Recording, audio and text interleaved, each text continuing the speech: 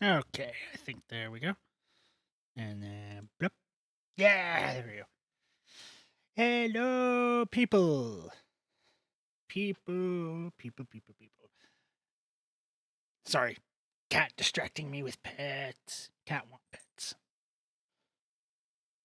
Meow. Gonna meow? No? Okay, fuck you. It has been very... Hey, Darkman. How you doing, Darkman? It's been very, very cold recently.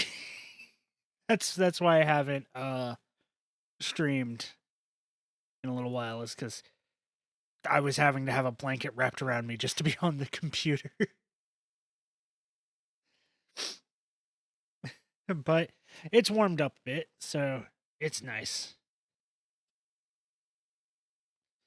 It's almost like, climate change is real. Oh, it's an adorable emote. Doing okay? That's good. That's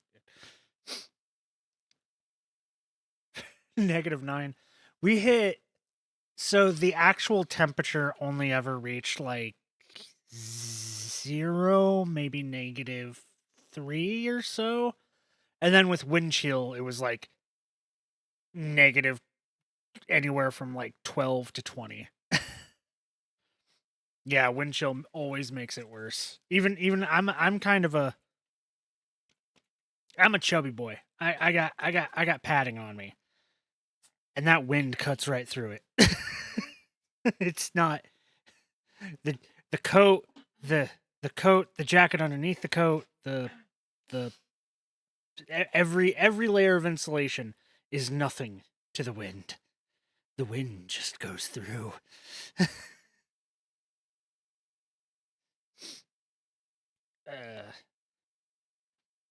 That and so I bought a couple days ago Rogue Trader because I was wanting to play Rogue Trader. And now I really just want to stream Rogue Trader. I just want to play it and stream it.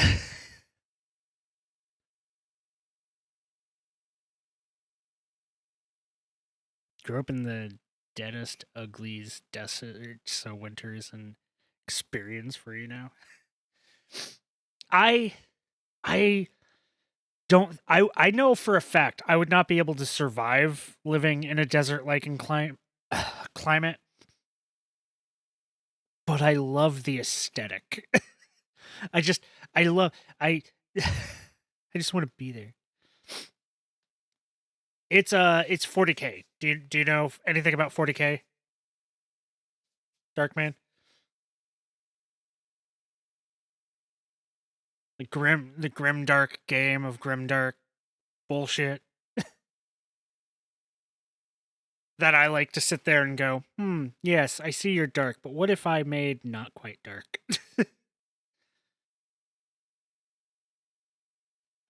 Yeah. Warhammer, yeah. Warhammer 40,000. They came out with a game recently from Alcat, Warhammer 40K Rogue Trader.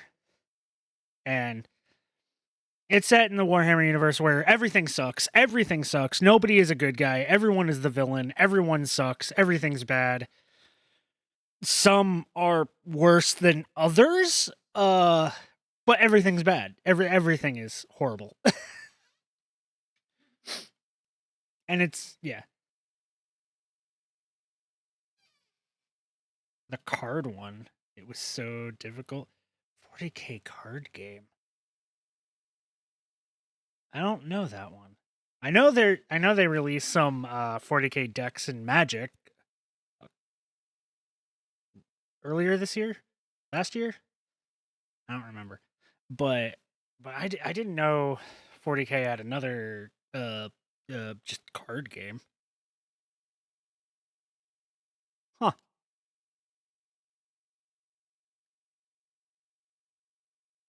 They have this turn-based strategy one that's based around cards. Ooh. Interesting. The only 40K mobile game that I can No, it wouldn't be a mobile game. But there's a lot of 40K games. Like Rogue Trader is the newest one. Then there's the entire. Oh, Space Wolf. I have heard of that. Oh, okay. Brutal, yeah. Any game that has a card based system like that, that's going to happen. It's just it's the luck. It just happens. But yeah, Space Wolves are pretty cool, and I've from what I've seen that game, it seems interesting. There's a bunch of other games. There's like I forget what it's called, but there's one where it's another tactics game, but like you're playing as the Grey Knights fighting demons. It's XCOM esque. Um, this game is a CRPG. Uh, Owlcat Games. People who made the Pathfinder games. Space Marine is pretty good. I've heard good things about Space Marine. I don't care about the Ultramarines. If I like the Dawn of War series, I can honestly suggest Dawn of War 2 and all of its expansions. It bankrupted the company that made it? What, after Space Marine 2? Cuz they came out with a sequel. Did that one not go so well? Dark Crusade? Yeah. Dark Crusade is great. I have that.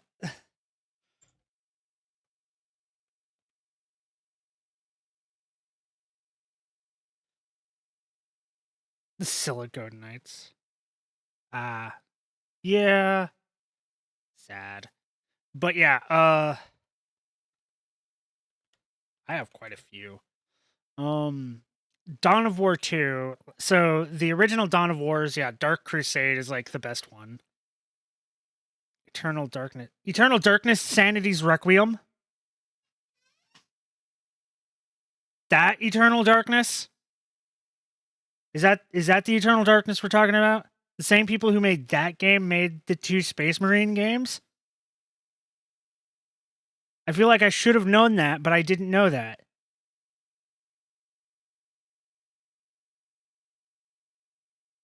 Oh my god, no! They went under? I wanted a remake of Insanity's Eternal Darkness so bad! Or a sequel.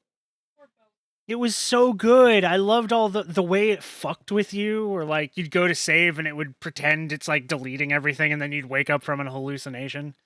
It's like, oh god, like I liked how it fucked with you with the game mechanics. That I loved Eternal Darkness. It was great. God. But yeah, Dawn of War 2 is really good. The original Dawn of War, Chaos Rising, Retribution, you can kind of skip Retribution. It would change the game settings too, I think. Yeah, there were times when it would like it would turn the volume like down and it would be like even if you weren't playing it on it, it would act like you were playing it on an old CRTV. So it had like the bars and all the bars would go down and you used to have a physical copy of Dawn of War 2. Yeah, I used to as well. And that's how I got it on Steam. I haven't played the third one either. I don't have that one. I've heard bad things about it. But Dawn of War 2 and Dawn of War 2 Chaos Rising are really good. I can recommend them. Retribution, it's fine. Inquisitor, I want to play the game, but it's a Diablo clone, basically. Mechanicus is really good, but I'm not good at it. And then there's this new one, Rogue Trader, which is really good. Rogue Traders, from what I can Diablo clones have their uses, I guess. Yeah, it's not bad for a Diablo clone. It's actually pretty good. It's just the story really needs to get me. Diablo 2 was the last good. No, was it 2 or 3? No, it was 3, wasn't it? Because 4 was the newest one, and I didn't really. The story in the newest one didn't really get me. To release stuff, we need really good internet to play it. Yeah, that happens. Was 4 the newest one? I think Diablo 4 was the newest one, but Diablo 3, the one that had the expansion where you fought death, that one was really good. And I liked the characters, I liked the story and everything. It actually worked out well. I played quite a bit of 4 before, internet went out on my own, and 4 got a price cut though. It deserves it because I'm going to be honest, the story is kind of it's not engaging. I don't care. What?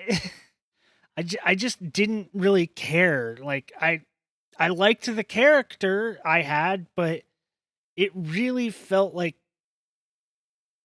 the story was just crap. Seen a few people stream it. You got bored. I got bored playing it because the story was bad. If a game doesn't have a good story, it can't hold me. I get bored very easily, which is why things like the Inquisitor game, it kind of lost me. But Dawn of War 2 and 2 Chaos Rising, those kept me because I really liked their stories. The stories in those are really good. You can also play both of those multiplayer, where because like you have like a full squad, like of and you can have them control like everyone. You and your partner control like 2 separate. Split the group up between them. Makes it a bit easier, I feel, in combat, but yeah. I know there's multiplayer in Rogue Trader 2, which is basically the same thing, but Rogue Trader it does a lot of things better than their Pathfinder games. It does a couple things not quite as good, but again, it's an Alcal game that just came out. It's going to have its issues. It's just how it is. It's not as bad as like a Bethesda game that just came out, where it's like, oh no, this is completely unplayable. No, it's not that bad. It's just it has It's a feature. it has some quirks.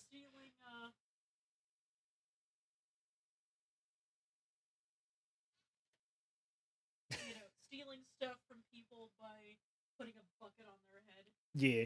Bethesda don't know if they can do anything right anymore. Yeah. Fucking Fallout 76. Jesus Christ. I am so glad. I did not. I was not drawn to that game. And I wasn't drawn to it like at the beginning. Because the minute they were like, it's Fallout, but no NPCs, I went, hey, I don't want to play that game. What's the point of it? If there's no NPCs, then there's no story. If there's no story, what's the point? Because it's a Fallout game. The story involves NPCs. Yes, there is, environmental storytelling, of course, but you can't do an entire game, or they can't do an entire game off that. Some people can. I have seen some really good games that are like entirely environmental storytelling. Bethesda cannot do that. They do not have the chops to do that. And so when they said 76 was coming out without NPCs, yeah, I stayed out. And 76 was a big kerfuffle. Then they did add NPCs in because guess what? You kind of need NPCs to have a story in a game when you're not good at doing an entire game on environmental storytelling.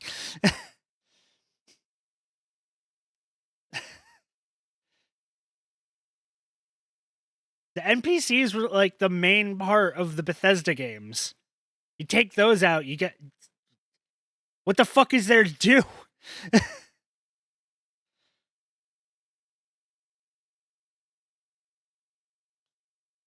That, and also it was fucking... Yeah. The NPCs were hilarious, dude. Yeah. The NPCs of 76, when they added them in, I bet. I don't know. I haven't really kept up to date on 76, but bad kitty. Bad kitty. Why? You don't need any of that stuff. But like they're NPCs are always the best part. Fallout 4, the story sucked. We could all agree that the story in Fallout 4, it was bad. It was bad. But the gameplay was good. And I loved building settlements. So then you get DLC. What are you whining for?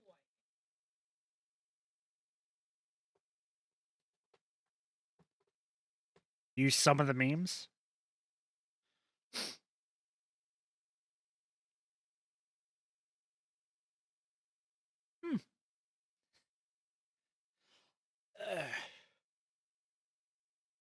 You've seen some of the memes. Yeah, there's it has its issues. One of the big issues for me was the fact of you had games, AAA developers, stop making games without a good ending. Stop it. The real world sucks enough already. Give us a happy ending, please, for the love of God. Stop. Mass Effect 3, stop it.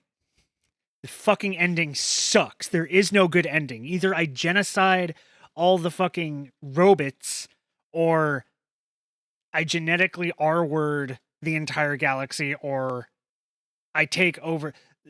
I take over the Reapers, which originally that was the best one, because then I could just headcanon, okay, I'd take over the Reapers to fly them all into suns. Good, the Reapers are gone.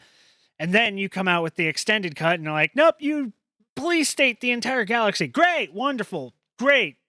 There is no good ending. There is no good ending. All the endings suck. And then Fallout 4, all the endings suck. None of them make sense. None of them are good. You join the Brotherhood of Steel, which in 3 were the good guys, and the Brotherhood in Steel in 4, it's closer to their original. And then the free DLC ending where the choices are meaningless. Yeah, the Brotherhood of Steel are assholes and evil and want to destroy everything non-pure human. Fuck you. You have the Railroad, which originally I went to them and I was like, okay, they seem like they might be the good... No, you're mind-wiping the synths. Am I the only one who sees why that is a bad idea? Am I the only one who sees why that is not good? Mind-wiping the synths. Yeah, you're saving someone and then you're mind-wiping them. You are killing them by mind-wiping them. You are killing them, and they're no longer the person you just saved. Guys, who we are is our mind. Our mind is us. Our mind is us. Our thoughts, our feelings, our emotions, they're all the mind. The mind is everything. So if you wipe out the mind and start it over, guess what? That's not the same fucking person. Might be them in the body, but it's not them in the mind. And that's the bad part. And then what was the other one? Those were the two big ones. And then you had fucking the Institute, which originally, again, that was one that I thought, hey, I can take over the Institute, be a good guy. No. You're given, it's like, oh, you're now the boss of the Institute. You can control everything in the Institute. Except you can't. You have no power in the Institute. You're the boss, but you have no power. You can make no choices. You can't change anything. They continue to do their evil bullshit. The Minutemen are the only good ones, but even then, the end game is always you have to destroy the Institute. You can't try to reform them or anything or take them over. And I think either way, you have to destroy either the Railroad or the Brotherhood of Steel. One of them. It's just, oh, God. Game, give us an actual good ending.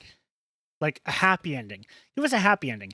Don't give us downer endings. Don't give us this, oh, things didn't always turn out. Some things it makes sense for, yes. Am I expecting fucking Rogue Trader, Warhammer 40k Rogue Trader to have a good happy ending? Fuck no. Not in the slightest. This is 40k we're talking about here. If I am not kidnapped by fucking Dark Eldar, something is wrong. but unlike like a Fallout game, give us a good happy ending. You can do that. We can have loss, but then give us the happy ending. In Mass Effect, we can have loss, but then give us the happy ending where we succeed.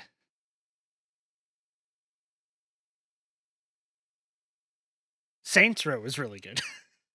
I'm just going on tangents now. I should get to the game. I am okay. Before I get to the game, I want to make it perfectly clear. I am going to be technically cheating in one specific way. There are 3 traits that I think are fucking bullshit because they're how they're implemented. 1, power armor training. You don't get power armor until like the 4th act of the game, which is a long time. Even in my personal game, I'm only on Act 2. I'm only on Act 2, and I'm not even halfway through Act 2.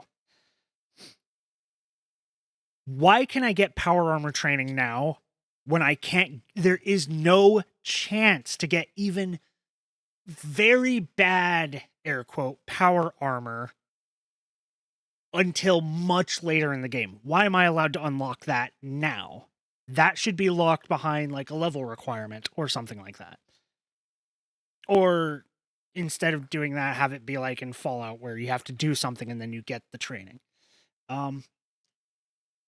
2 that are locked behind a level requirement, but you get the items far, like, much before you get the level.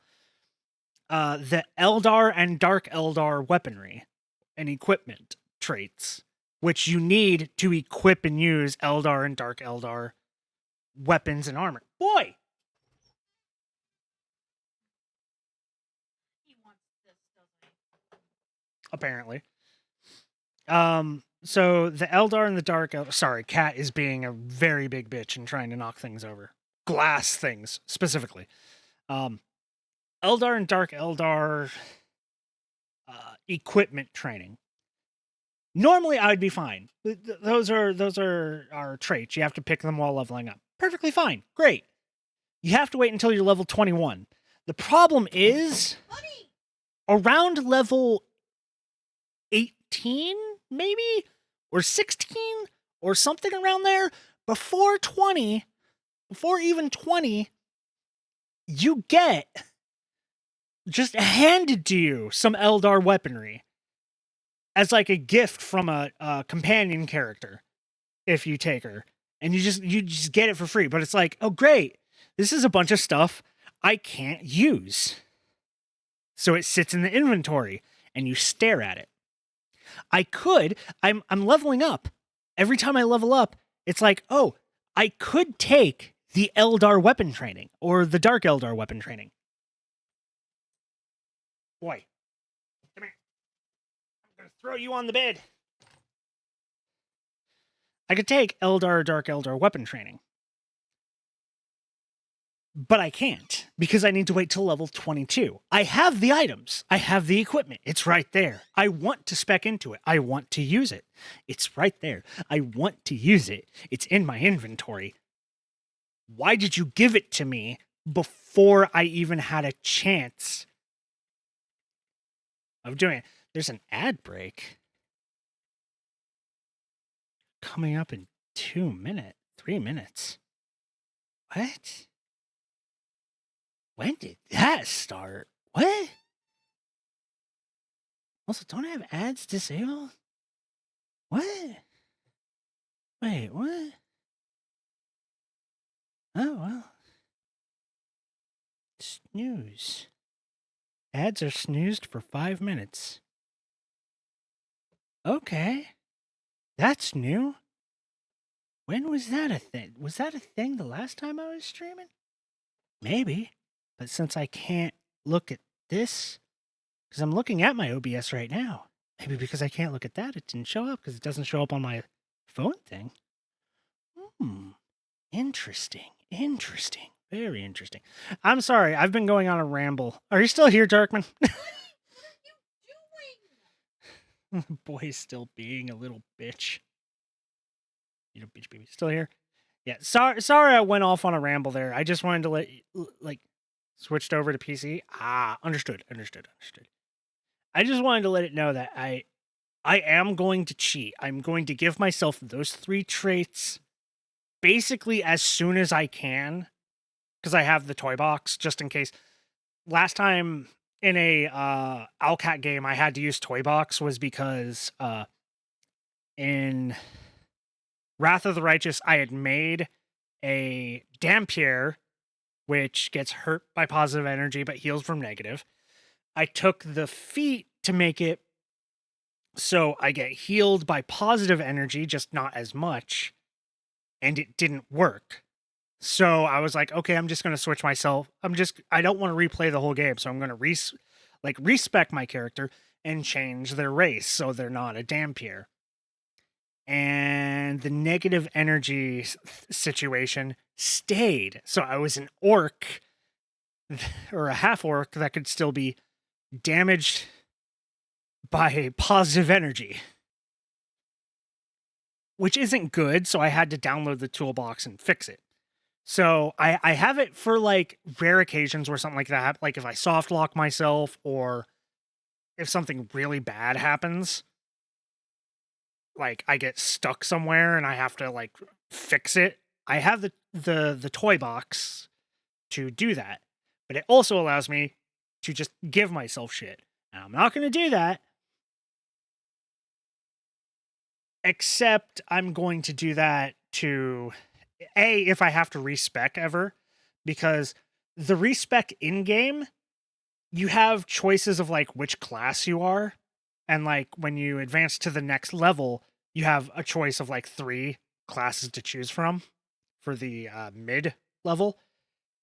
Once you choose it, even if you respec, you can't change which class you're spec'd into. So even if you like go to respec your entire character, you're stuck with the class choices you picked. So if you picked a class that doesn't go good or you didn't like, you can't respec and go to another class. So I have the toy box to fix that, because the toy box allows me to respec and actually fully respec, which is useful, and give myself those 3 traits, which I gave my explanations for. Because it's fucking bullshit that you give me the weapons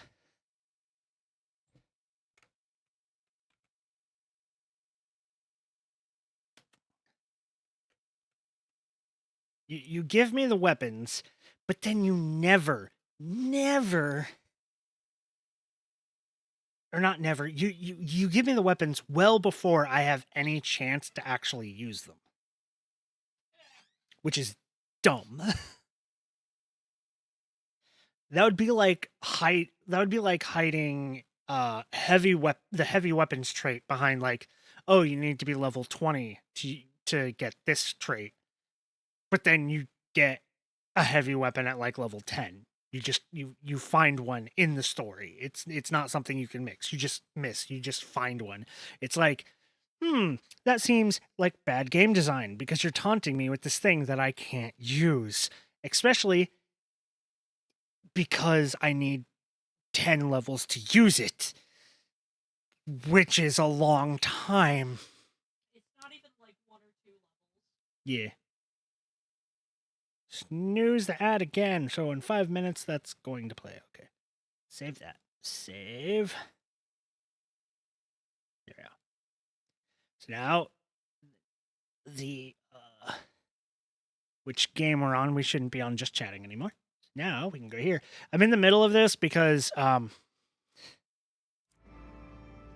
I have the game audio? Yes, I do. Okay.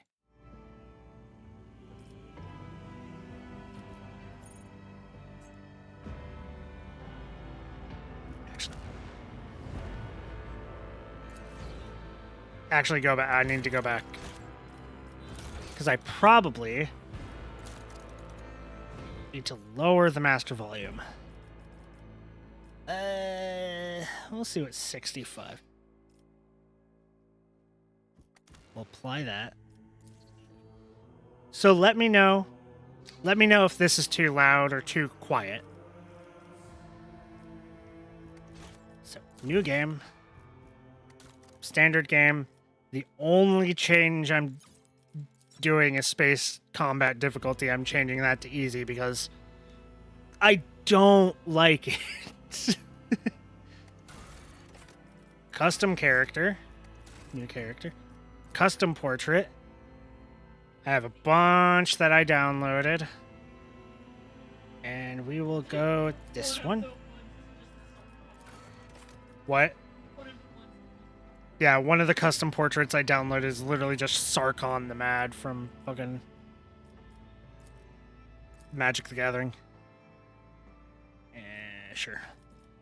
Pale as shit. Give me long hair. Top knot. No.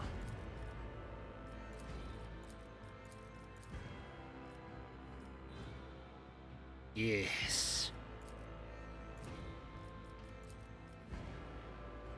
I'm not a redhead. Dark brown. There we go. That's me. Then eyebrows. That's close to my natural eyebrow.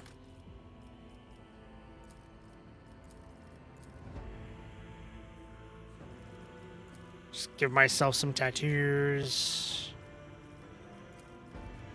So why not? Augmentations. Give me that. And then that one because, yeah. Stand a chance. I think I'm going to go with that. I think I'm going to go with this voice. Glory of the dynasty. Because I don't... We have purified the battlefield of the enemy's taint. I don't like that one. Lance batteries, volley. Actually, I might go this one. I don't need luck. I have strategy. Yeah, I think I'm going to go with that. Pragmatic voice. Okay, here we get to the nitty-gritty of the character. So, my plan is to go 2 sword-wielding melee. Psyker. Kind of dumb, but that it's what I want, so... Let's see, survival instinct. Once per combat, when the wound of a death world character drops below 30%.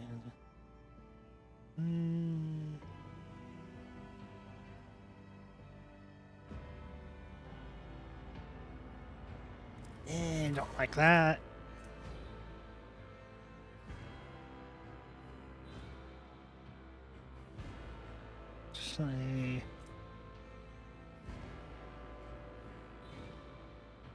I kind of like the fortune, but willpower and intelligence, but a minus to strength. I need strength.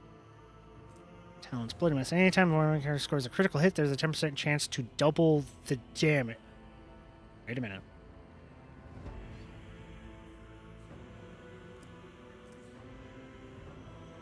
Non-damaging, but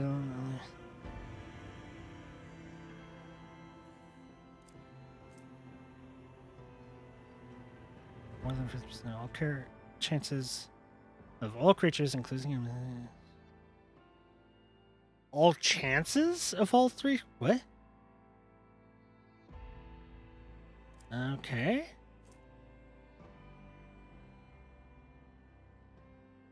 That'd be nice. Anytime an ability or talent use the fellowship bonus.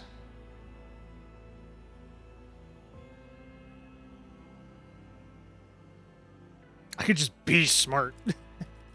Is that or Imperial World? Weapon skill or ballistic skill. I can't choose that, but everything else I can get a +10 bonus. Gonna serve.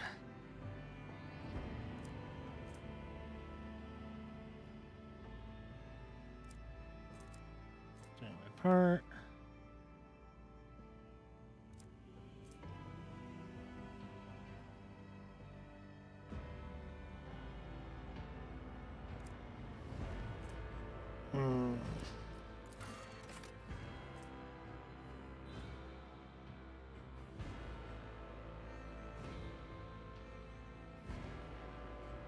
Fortress World. I don't shoot.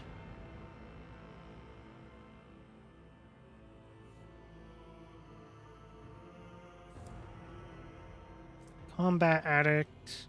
Yeah, that's only ballistic skill.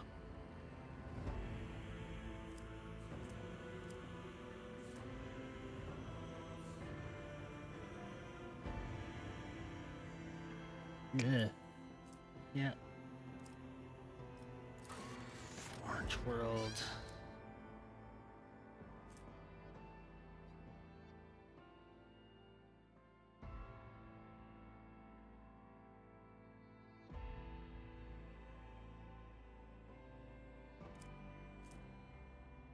Trying to see here. Burning. Don't want that.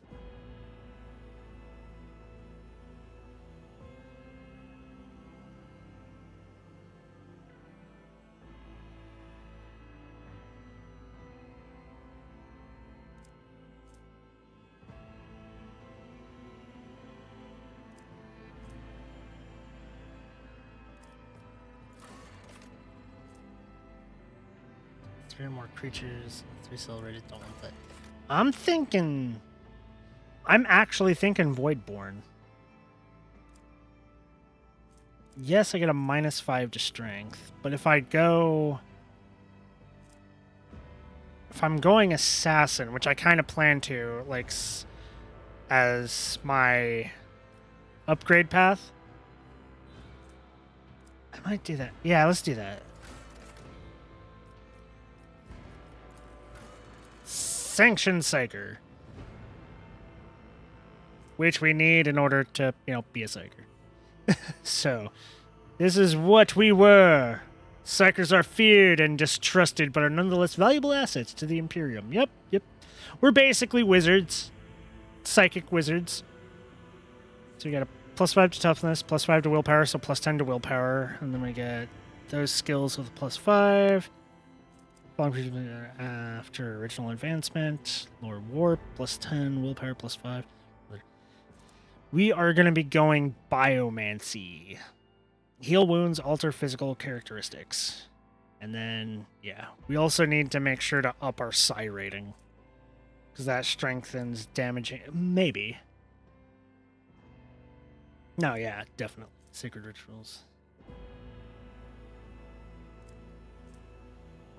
Because there is a character I'm going to be making sure to take with me. So yeah, definitely I'm going to be going pyromancy or biomancy.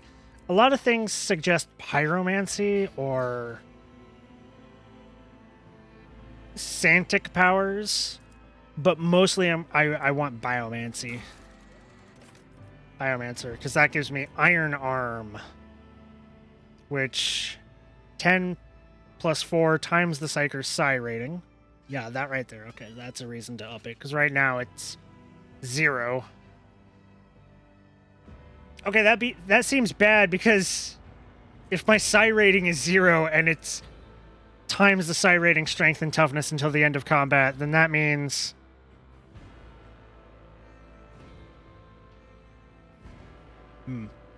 have to get the first one as soon as possible, I guess. Enfeeble until end of... These are abilities I can get. Regenerate.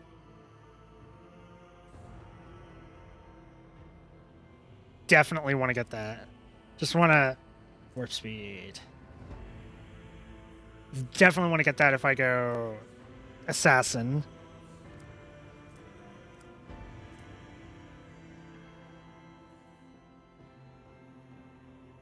Ooh. But their organism is subject to severe stress.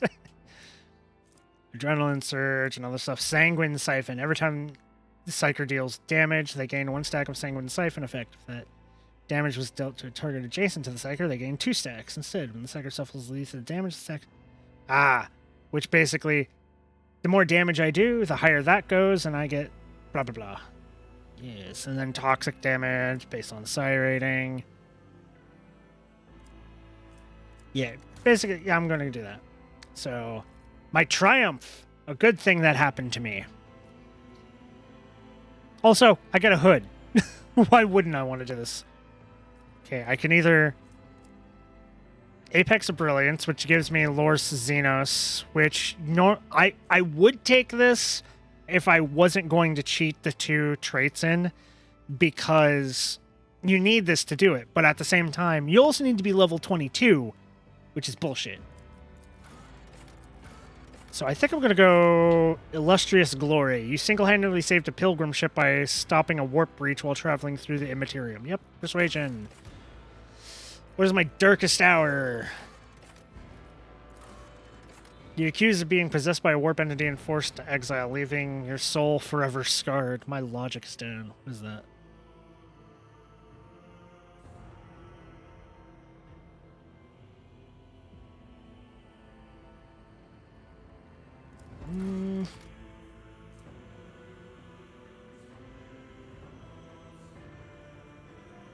My perception is not good. My awareness is not good. There we go.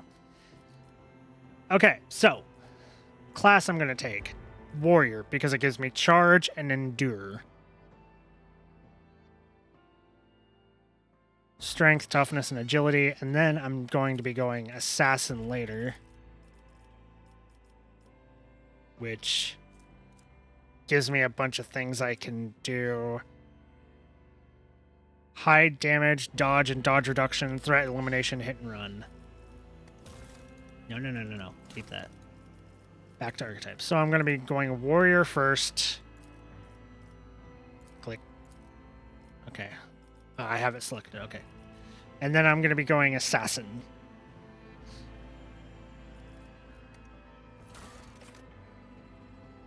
So, ballistic skills. I don't need to touch that. Agility. I kind of need to touch that. Toughness. I'm going to be going dodge. Strength. Let's make sure to hit that at 30. Let's go ahead and up weapon skill just to make that easier.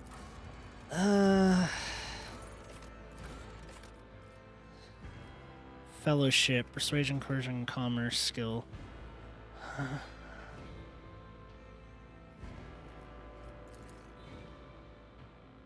Up that because I feel like it, and intelligence. No, that's for lores. I have other people that can do that for me.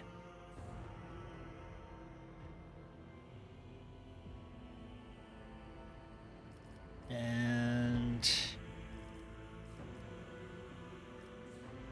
toughness, agility. I need agility. Let's actually take 1 from Fellowship and put it into agility. Because for Assassin, I'm going to need dodge. Because they get a bunch of things that help with that. And also, I deal extra damage based on dodge! Void Ship. We only have the 1. Because I do not have the extra thing. So let's see. Unforgiven. I like that. Yep, we're just going to go with that. So this is who we're going to start as. We got Iron Arm, we got Charge, we're Voidborn, we got the Brand of Shame. We accidentally caused a warp manifestation of Void, a Void ship, claiming thousands of lives in the end. Accidentally mass slaughter. We're a Sanctioned Psyker, and we got single-handedly saved a Pilgrim ship by stopping a warp breach. So we simultaneously, we've had good and bad luck in the warp. So, I mean, it balances out, right? It balances out. Enter name. Kal Karak Nagel. I'm doing a full name because we are a very important person. We are going to be a rogue trader. So I want people to use my full name. I could have put Kulkarok the Dark Mage.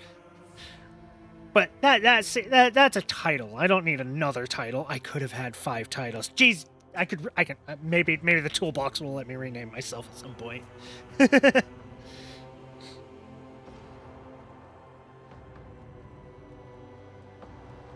Kulkarok the Dark Mage Von whatever the fucking family name is. I can't remember.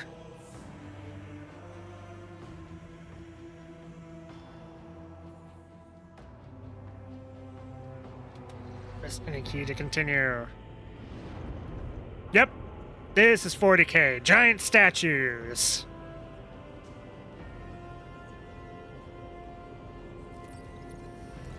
Flying skulls.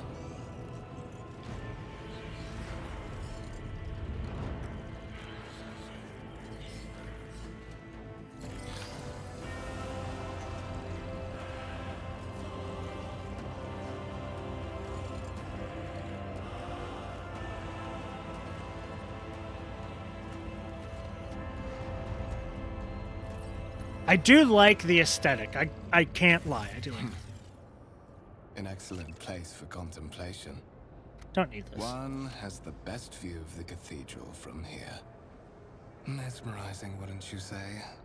An impeccable manifestation of the God Emperor's sublimity.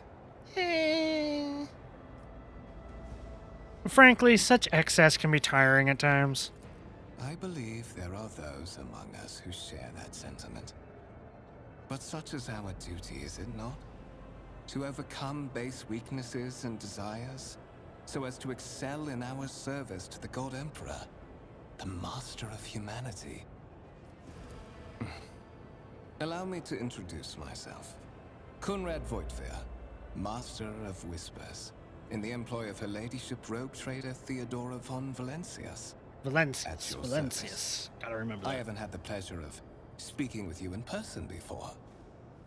My name is Kulkarok Nagel. As to avoid any misunderstandings, I am a Sanctioned Psyker. I am aware of that fact. It would have been unacceptable negligence to have overlooked such a detail when compiling your profile. Fate bestowed upon you powers of witchcraft, and a duty to use them for the good of the Imperium. Yours is truly an unenviable lot. I will be frank with you. You may forget your past titles, no matter who gave them to you, or what their origins are. From the moment you and the other candidates... You can take the Dark Mage from my cold, dead hands. Fate changed. You now serve Lord Captain Theodora von Valencius, and carry the burden of an heir of this house. Henceforth, you share your dynastic name with Her Ladyship. Bear it with honor. Valencius. I like Nagel better. Kulkarok Nagel von Valencius. That sounds kind of pretentious enough. Especially if we add the Dark Mage after it. Ooh. Lord Captain Kulkarok von Valencius the Dark Mage.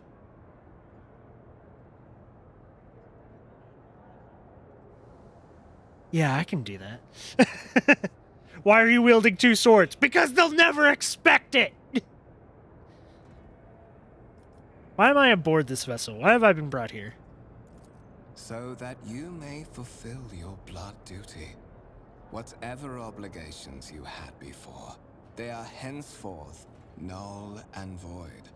By order of the Lord Captain, you have been requisitioned to serve the rogue trader, indeed blessed by the God Emperor. Uh-huh. Your former position may have been different from conventional service as part of one of the institutions of the Imperium, but from now on, a different fate awaits you. One chosen for you by the Lord Captain. I advise you to come to terms with this reality as quickly as possible. You say I'm one of the Rogue Trader's heirs, so there is another candidate. This isn't going to be a fight to the death, is it? I'm tired of those. There is. And you will meet him soon enough. Oh, great. Yeah, that's a lot of information. Okay. I assume you had some goal in mind when you decided to seek me out. Let's address it. But of course, I have come to invite you to a meeting with Lady Theodora. I imagine you have many questions for your patroness, and I'm sure she has just as many questions for you. It is regrettable that you haven't yet had an opportunity to speak. It has been an arduous voyage thus far. The Lord Captain and Master Edelthrad von Valencius are conversing on the observation platform. Let us join them there. Mr. Edelthrad? What kind of a name is Edelthrad?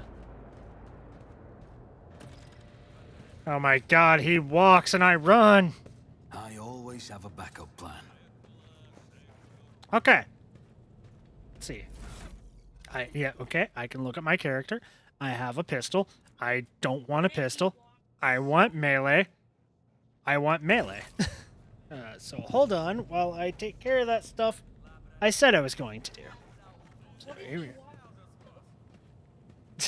What if he walks so I can run?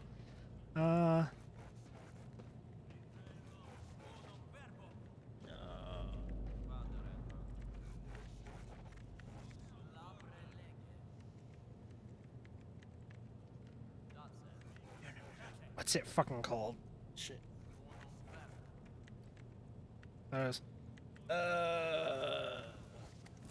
Character, feature, archetype. There we go.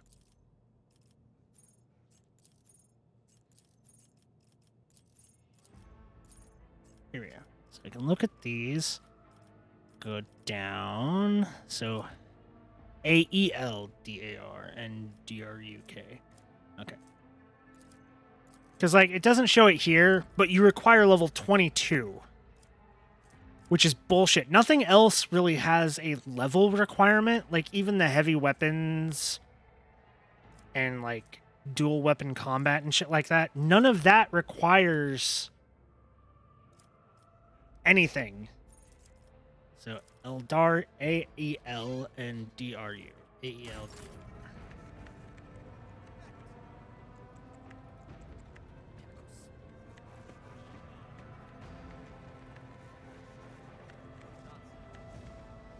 Synonym.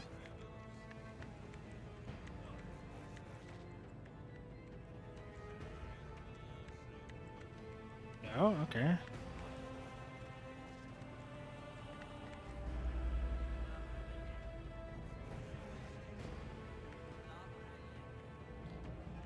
Okay. Can I not give it to myself, actually?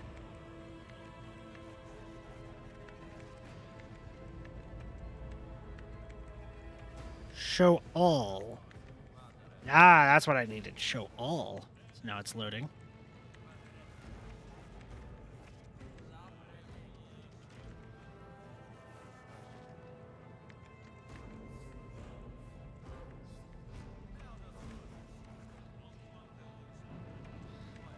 Aldar equipment.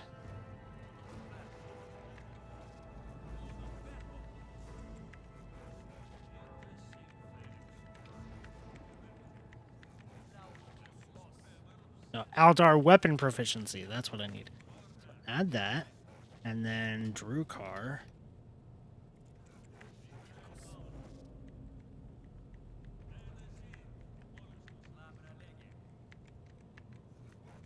Weapon proficiency, add that. And then power armor.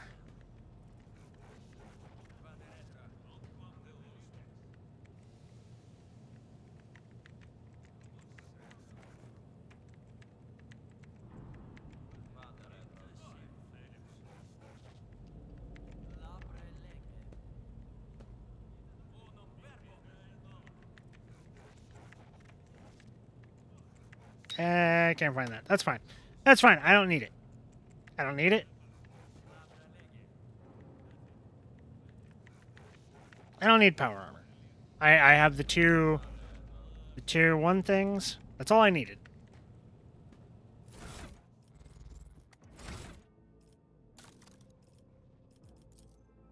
Yep, there we go. That's all I needed. I just need those two. The power armor, I can get that legitimately later.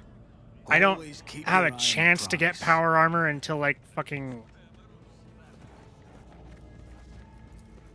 late game.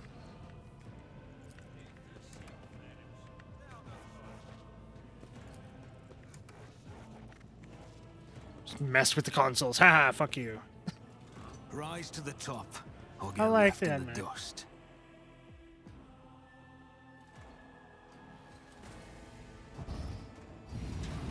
I'd give myself a sword, but that seems like a bit One much. of the Fon Valencia's trophy rooms. Perhaps you would like to take a look around after your audience with the Lord Captain. I'd like a sword, please.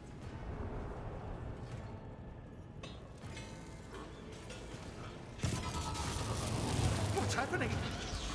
Uh-oh. Ah, damn it. It's Tuesday already. Run! The servitors have gone berserk!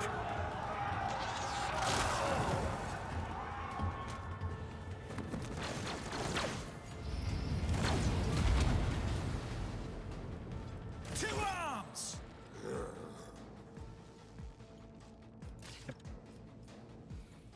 So ambush means I don't get to place my characters. They're just where they're at.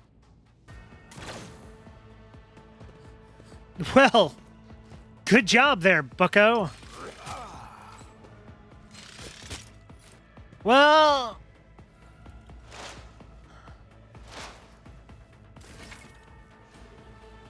Yep, turn-based, blah, blah,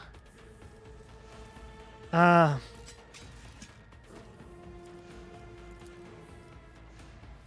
I'll see to it personally. I'm just gonna stand here and shoot.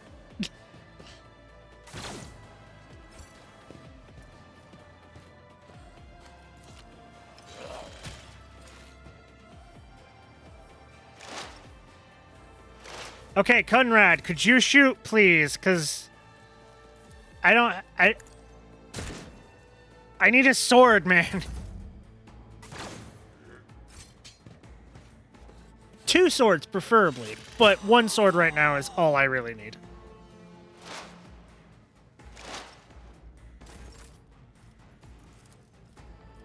On it. Your end was inevitable. Okay. What Everybody suspiciously died. Poor timing for such an accident. Servitors malfunction on the officer's deck at exactly the same moment when the rogue trader and their heirs are gathered here.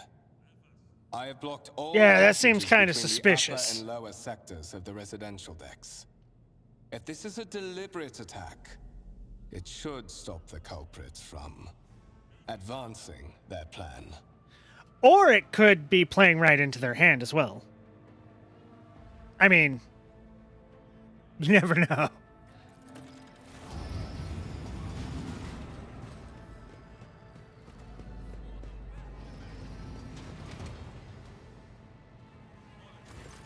Hey, Kai I'm Kai. afraid I must remain here. For Lady Theodora's safety, I have to oversee the execution of these orders personally. You lost all your I emotes? hope you will have no difficulty reaching No. the observation platform on your own. It is just at the end of this corridor. It's good to have you back and lurking. I'm playing, as you can see, Rogue trader. Okay.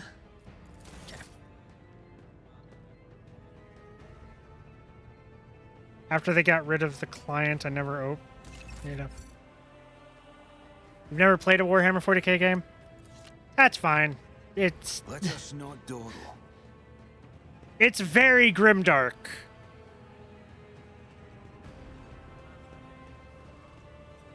But honestly, that's kind of some of the charm in it. Also, the charm is it being grimdark and me going, but what if I play a Money to be made. good boy? What if I don't be an asshole? I always have a backup plan. That is simply irrational, Lady Theodora. Says the man dressed in a peculiar garb, his voice tight with tension. His face, half of which is covered by sin skin, is twisted in a grimace of displeasure and disbelief.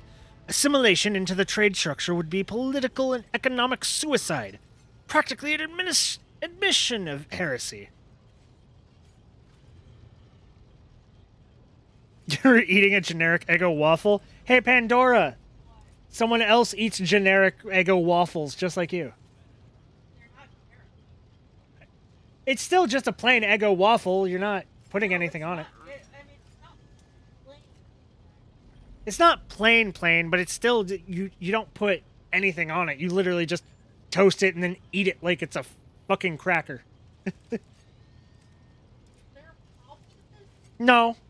I'm just saying somebody else. Yeah.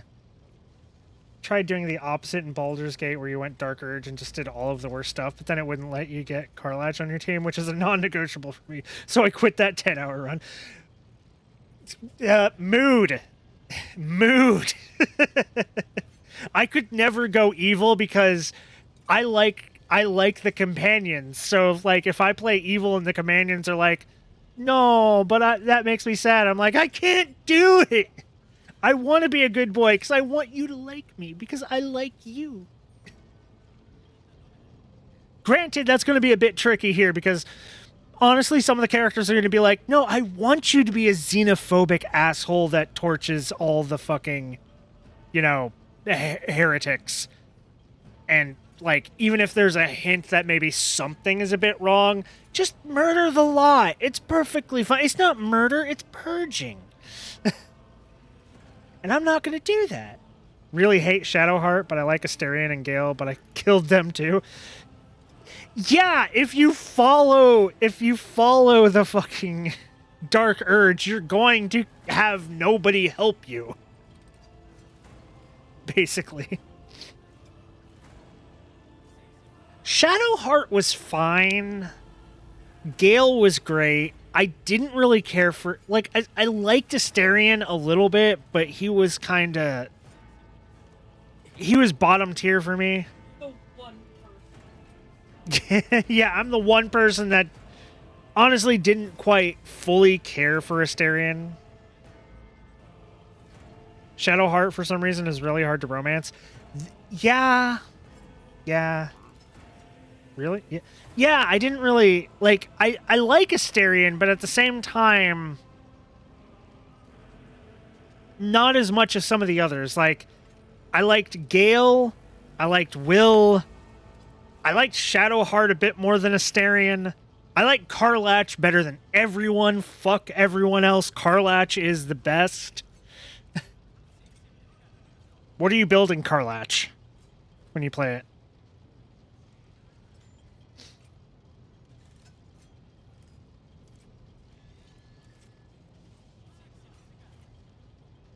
After she went after Green Chick. I didn't really care for Halsin. He was kind of boring. I like the guy voiced by Matt Mercer, the guy with the little chipmunk, or not chipmunk, hamster. I liked him. You're a tiefling cleric. Can I suggest something for Karlach? can I suggest something for Karlach? Because it was so much fun. Sure. Respec her into the barbarian that gets that extra attack or throw action, and spec her into throwing shit, because then you can just pick up people and throw them into other people. You can literally pick up people and use them as weapons. She doesn't need a sword or anything. She can pick up a motherfucker and beat another motherfucker with a motherfucker. She can grab somebody and chuck them at a wall and do so much damage to them. Give her fucking... There's a couple of thrown weapons. Just have her take random shit and throw them. You find somebody with a... find just a skull laying on the ground. Guess what? That skull now deals like a decent amount of damage. Just chuck that into combat. Have her killing people with skulls that she just throws around. Beer bottles, spears, axes, knives, you know, actual thrown weapons, but you don't need to use those. You can use anything really, because I think Tavern Brawler is the feat you want to go for. It's fucking hilarious, especially when you rage with her. You run up to somebody and you just pick them up and then just slam them into another person. Yeah, throwing is strength-based, which it fits with her because she's a barbarian. They're strength-based. But yeah, you can yeet beer bottles. You can sit there and be like, hey, look, here's a magical weapon that I don't use. Yeet that motherfucker into the enemy.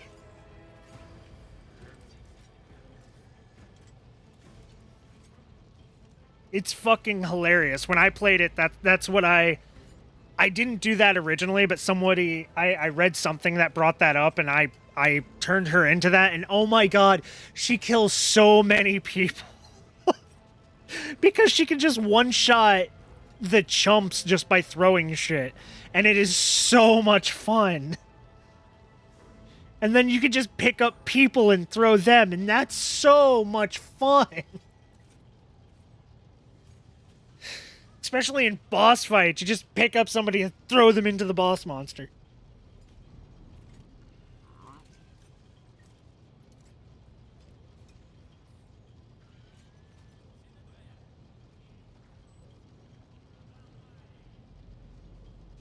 No, that's understandable. That's reasonable.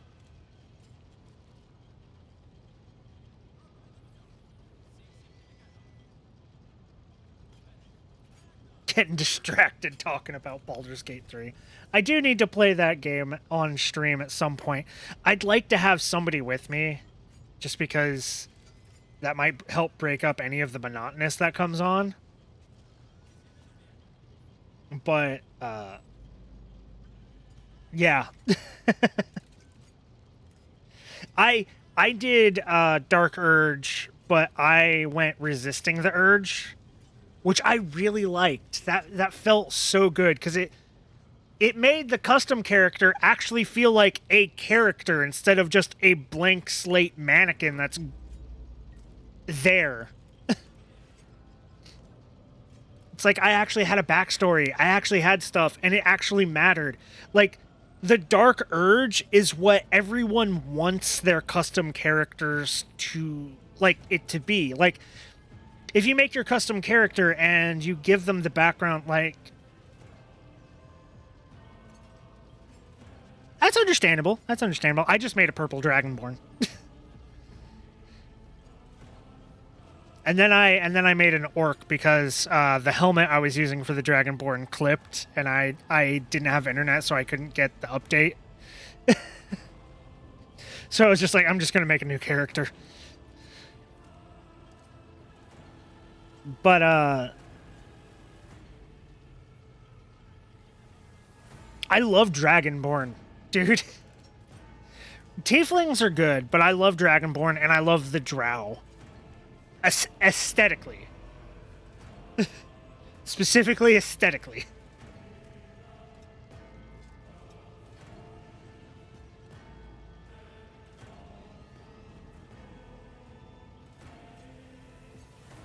Drow would probably be your second pick.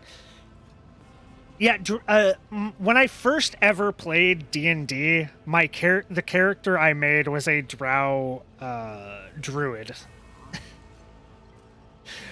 Man, my characters have changed since then. Anyways, I should get back to this game. Because I want to play. Yeah. The tall, gray-haired woman pins him with her gaze, her cybernetic eye flashing crimson. Then suggest an alternative that will satisfy me. I have described the situation, no worse than my seneschal would have done. Make a decision. What will you do with Ion 6, Edelthrad? Edelthrad?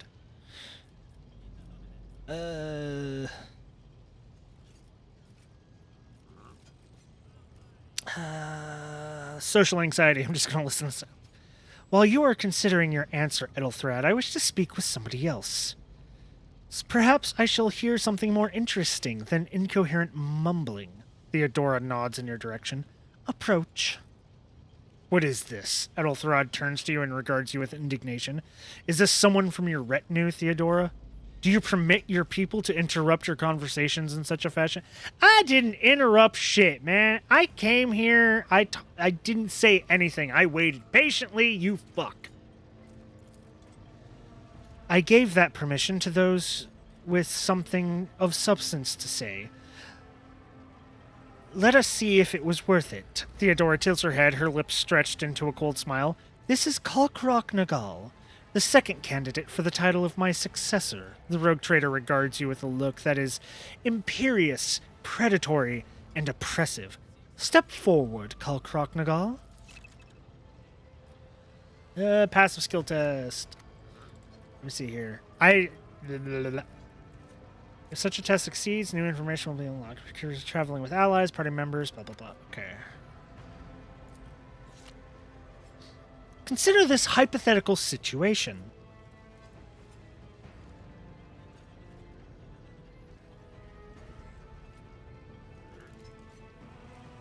Ah, okay. Cool.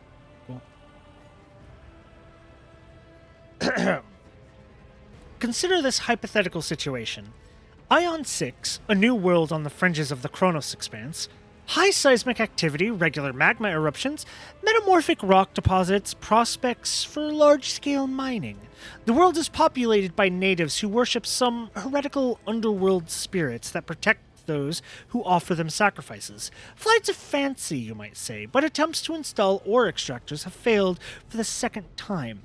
The mining crews sent to the planet's surface simply vanish overnight.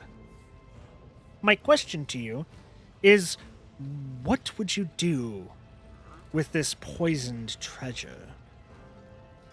There are ways to confirm whether what is happening on Ion 6 is witchcraft or not. It might cost several psychers to do so, but it will give us the answer. Thorough, she smirks, thorough but presumptuous. It took me a great deal to find one psyker who could serve me well for many years, yet you speak of several. Edelthrad looks at you with the warmth of a snake. Sanctioned psykers are rare and valuable instruments of the Golden Throne. Or do you, Kalkrok Nagel, suggest that we use heretics who are an offense to the God Emperor's light? It would be rather careless of you to utter such profanity in the presence of his faithful servants. I gave a straight answer to a simple question, which, as I understand, was still more than you could do, Edelthrad.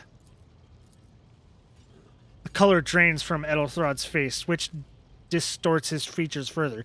Insolent, ignorant upstart! How dare you! Edelthrad, Theodora's tone renders him silent. I believe I gave you an assignment on the ship. Explain to me, then, why my senior congregator is still dawdling about the officer's deck instead of proceeding to the middle decks to commence with the inspection of the compartments in his purview?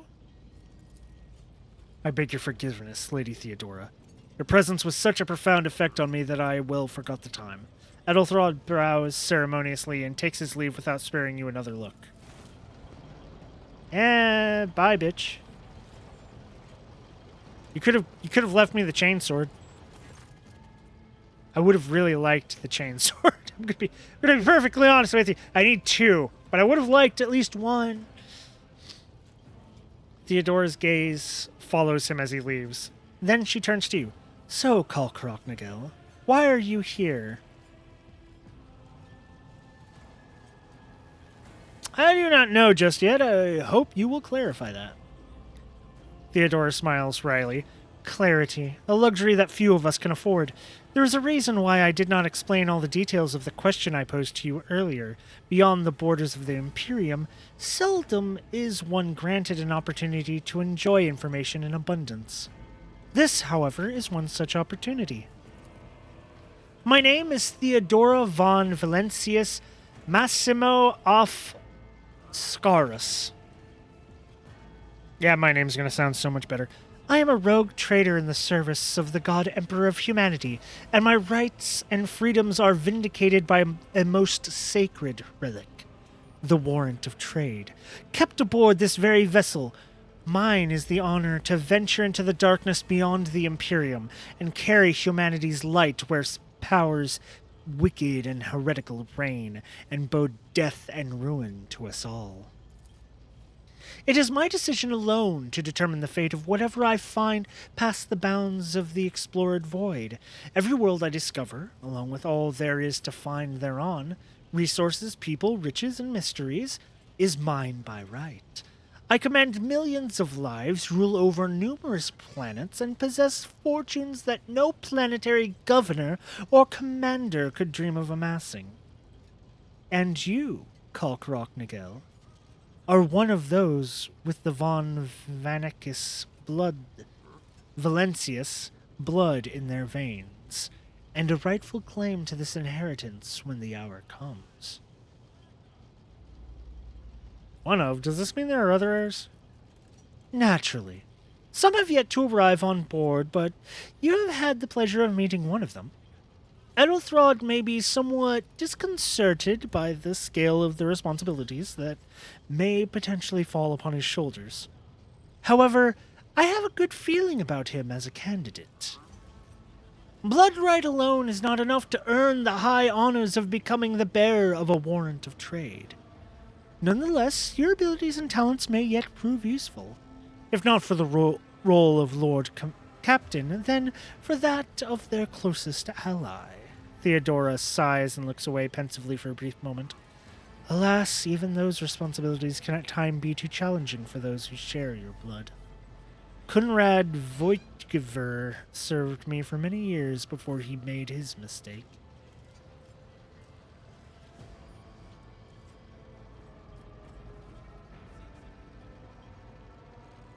If you are satisfied with Edelthrad, then what sense is there of having this conversation? Why are you wasting your time on me? Theodora shakes her head. Impatience. I am rather fond of impatient people. They're not as quick to resign themselves to circumstance and more eager to show initiative. Even if I do choose Edelthrad as my successor, I will still require loyal advisors. The skills and knowledge you acquired in your former life may prove invaluable here in the Kronos Expanse. It says in your profile that you bear the brand of sorcery. Albeit sanctioned sorcery that is permitted in the service of the Imperium, I am accustomed to the presence of psychers at my side. More than that, I value their unique abilities highly. Perhaps that is why I am so intrigued by Edelthrod's candidacy. A rogue trader psyker could achieve great things indeed. However, psychers are fragile creatures, and as such, I would rather have a replacement standing ready in the event that something happens to Edelthrad. I'm not going to be weak and well, no, I am going to be weak and I'm going to be fragile. I'm not going to be weak. I'm going to dodge shit. Moreover, Theodora chuckles slightly, even changing your family name will not rid you of the fame you previously garnered. I hope it'll help you bring glory to the von Valencius dynasty to which you now belong. Thanks for clarifying. May I ask my questions now? The vox affixed to Theodora's attire suddenly comes to life, but all you can hear is unintelligible noise. She winches, shuts off the transmission, and gives you an imperious nod. I have some time before the navigator gives the signal to initiate the void ship translation out of the warp, and my presence is required on the bridge. Navigator translation. What do these things speak of? An incident took place on the officer's deck. Some servitors went berserk and attacked the crew. Is that so? Perhaps the technomats were careless during maintenance. Or it could be the warp playing tricks on us in spite of the Geller field. Or perhaps there is something to all the stories about the ship being possessed after all. She laughs nonchalantly. The gray-haired officer gives the rogue trader a look of cautious disapproval. Lady Theodora, for the God Emperor's sake, surely you do not intend to start repeating idle rumors spread about by uneducated riffraff? Enough, Abelard. Such heresy amuses me. Ideria eagerly retells me everything she learns from the whispers of her unseen advisors. She turns to you. The ship is thousands of years old. It has enough hidden nooks, malfunctioning cogitators, and unused compartments to make ignorant folk speak of specters dwelling inside the bulkheads and plotting against those who yet live.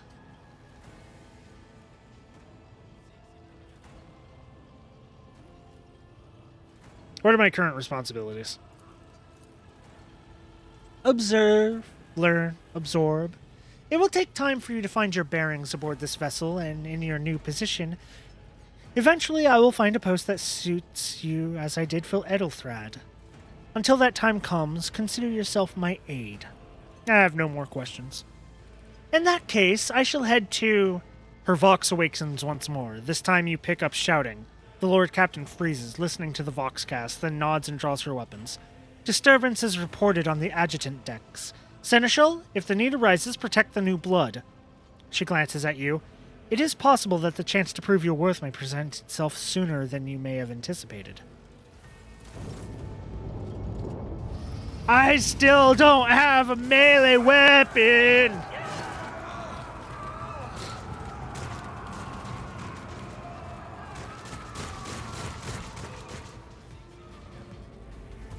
I need a melee weapon, but I don't have one. Level you.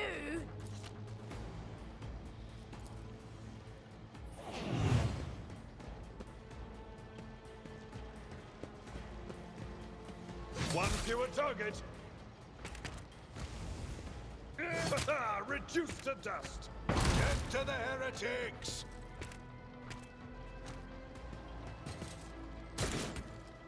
I'm not gonna be much help in this fight. My ears are ringing. Jeez.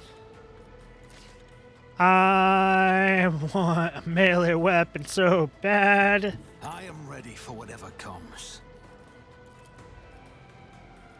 I'll Shoot make that it guy. happen. You never stood a chance. Yeah. And turn.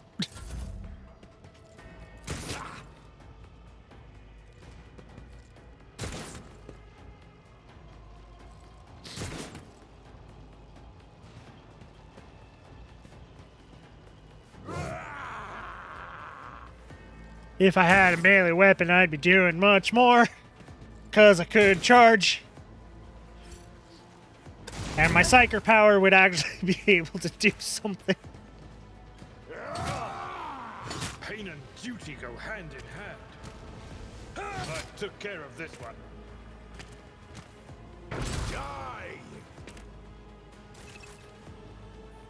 And... I see him. Yes, I can. 34% chance. Man, nope. That's fine. I don't have the I don't have the weapons yet. How'd you like this?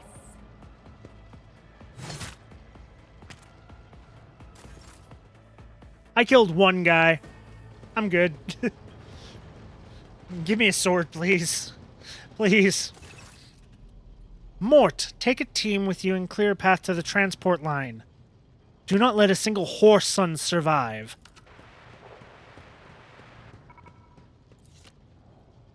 The rogue trader turns her eyes to you. Didn't bat an eye when that scum burst into the decks, Not bad. I've seen many an officer who panicked at the sign of combat on the upper decks. The false sense of security offered by their position makes them that much more vulnerable to the harsh realities of warp travel. She looks at the Vox in her hand. All you can hear is lifeless static. What are your orders? She breaks eye contact with you. Mort has gone ahead to clear a path for us. If you want to make yourself useful, go after him and see if the Arch-Militant requires aid. Be quick about it.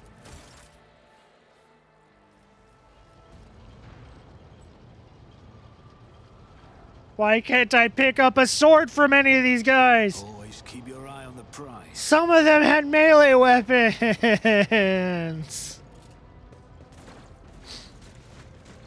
I don't want a pistol.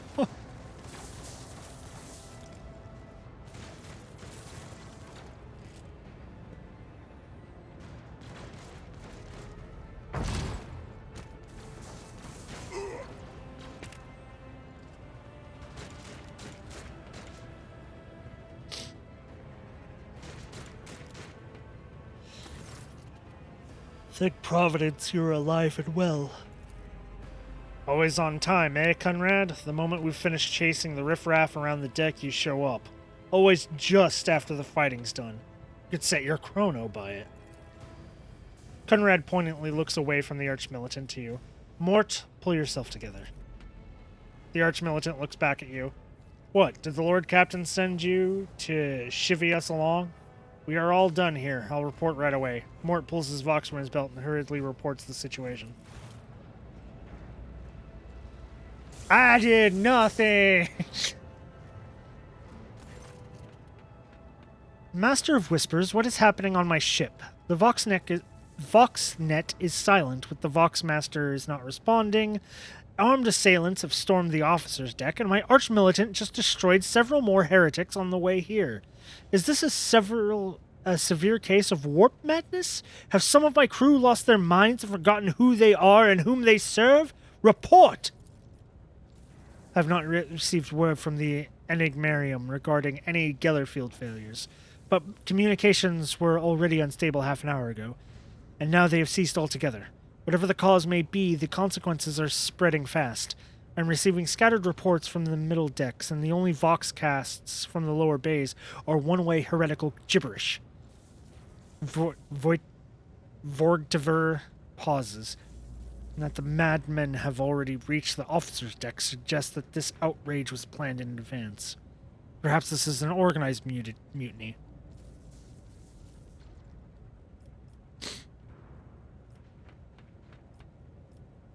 Mutiny? But who would attempt a mutiny here in the warp? Lunatics, fools, heretics. This ship houses thousands upon thousands of people. Pernicious thoughts and warp-induced delusions could have tainted any one of them. It is a difficult notion to accept, but such risks are inescapable. First, we have to confirm that the bridge and the navigation sanctum are secure, and I have the means to do both things at once. Her expression changes as her eyes flash ominously. Theodora looks at Vorktiver. Edelthrad, where is he? I must know if he is unharmed. A psyker aboard a ship that is potentially being assailed by the warp could pose a greater danger to himself and others than a whole army of madmen with improvised weapons. I'm a psyker. Hello? I'm right here. I'm also a psyker. I tried to locate him, but the last thing known about his movements is that he arrived on Transitional Deck 18. Blast it. Master of Whispers, find Edelthrad immediately. Seneschal, locate Class and the Sister of Battle. Both are to remain at my side. Arch-Militant? With me. I must go to my study, and it appears that we might encounter heretics along the way. Kalkarok Nagel? She glances at you thoughtfully. If I may, Lord Captain. Vorktiver's voice is soft and cautious. Transitional Deck 18 is at the heart of the disturbance, and if our goal is to bring Edelthrad back, I could use some support. After all, I am not as adept at directly confronting enemies as the house as the esteemed Arch-Militant, and taking into consideration Edelthrad's psyker powers.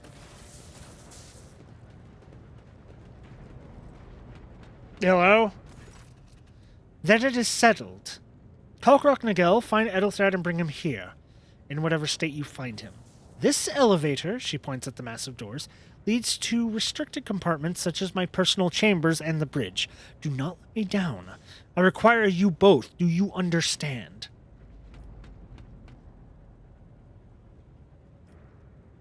I hear and obey, Lord Captain. Theodora waves her a hand impatiently. Then move out. Mort, come.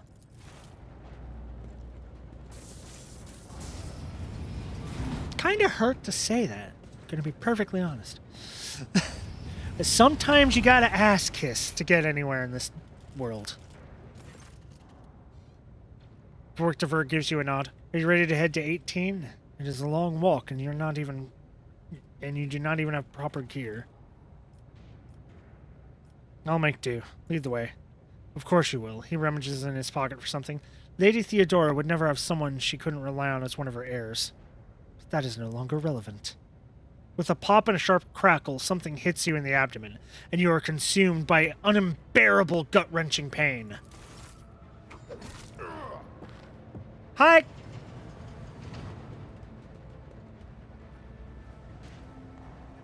Hi, dog. How you doing?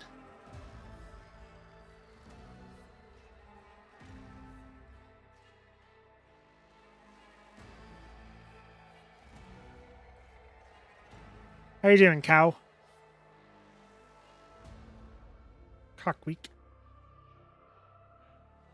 It's been so long. I'm trying to remember people's names. I'm doing okay. I just got drugged.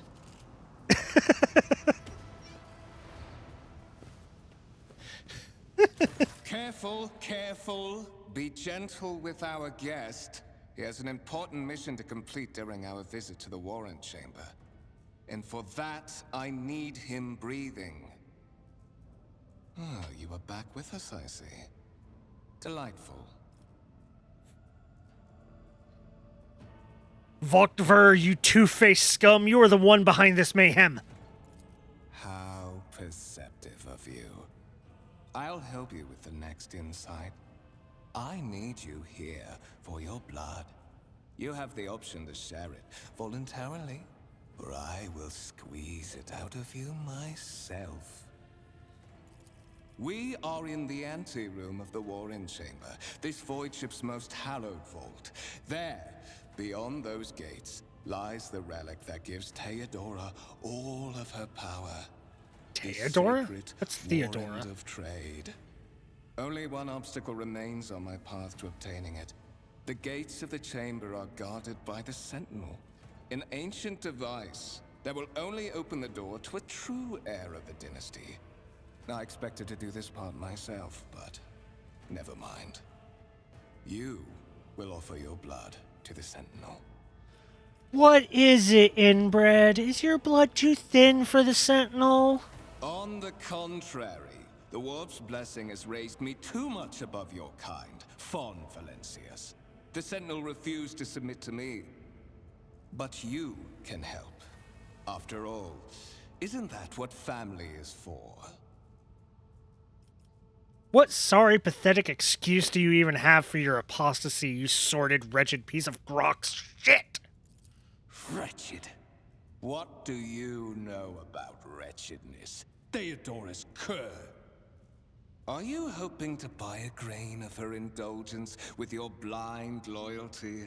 Oh, I know this delusion. But thank the gods it no longer has power over me. Humanity can rot. I no longer serve mortal kind. Once my work is done, I'll make that pompous wench, Fon Valencius, watch as I sacrifice her entire dynasty and commit their fate to the gods.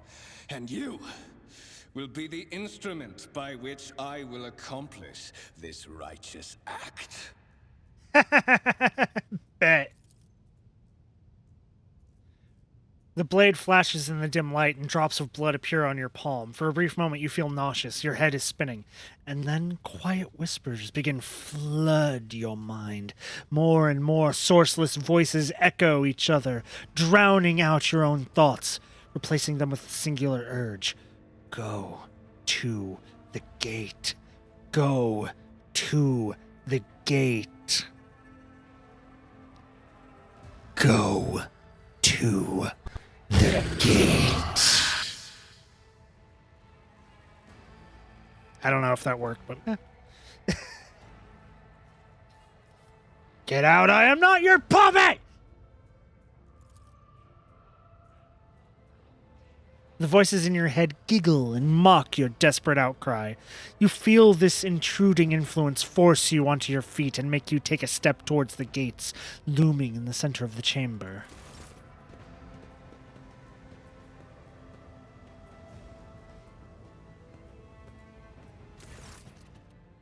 In the gateway arch, you see a cogitator with a human likeness built into the front panel. As you approach, the torso twitches slightly. This is a servitor. Just gonna leave that up there for a second. Okay.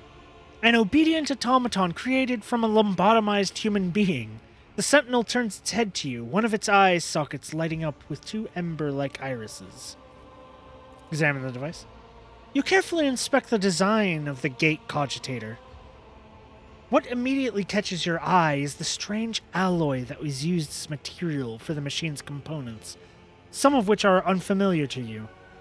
You suspect this might be some kind of Archotech relic. The servitor on the gate begins to move. With the screeching, groaning of metal, it leans forward, closer to you. Its lower jaw opens with a drawn-out shriek, much wider than the jaw of a living human could. The servitor's mouth is filled with sharp, metallic fangs that glint in the dim light. The vidscreen to your right of you lights up, showing strings of mysterious symbols on a green background. A whisper runs through your consciousness, insisting, demanding sacrifice. The voices that fill your head after Voigtiver wounded you with his blade did not go away. On the contrary, their source coiled itself into a tight knot somewhere in the depths of your mind. Look for anything I could use as a weapon. You look around in hopes of finding at least something that could work as a weapon. Your search is in vain. The chamber anteroom is completely empty and in perfect working condition.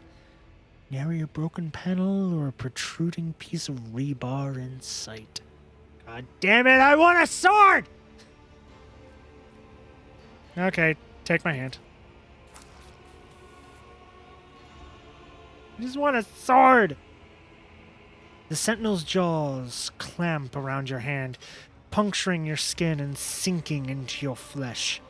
A few dark drops fall into the servitor's throat, and immediately you hear humming as the servo motors start up and pumps stir into motion. The vid screen of the cogitator flickers. Several long minutes pass. The sentinel jaw remains closed, and you are beginning to feel sick. Perhaps if you were to lean against the gate, you could catch your breath, maybe even close your eyes and pretend none of this ever High levels of caustic humors. The subject is in a state of heightened stress. Do you require assistance? You do not understand where this quiet voice is coming from, crackling like static. Is it the sentinel? The cogitator? Is it a figment of your wary mind? Whichever it is, you can clearly hear every word. Who is this? Genetic code identified. Child of House von Valancius. Do you require assistance? Oh, it's coming from two speakers built into the sentinel's shoulders. Good to know! You hear a displeased grunt in your mind, as if the lurking entity has sensed something that is not to its liking.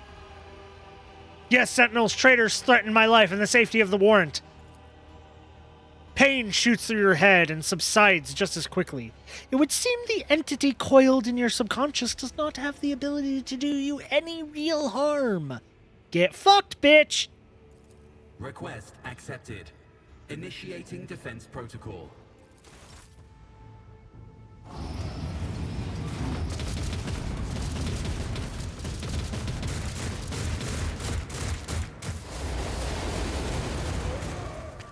There is still another way.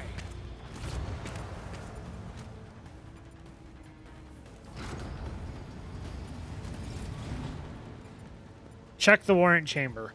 I still have no idea why this is the... Like, my next objective is to go into the warrant chamber and check it. I should just close the fucking door and go.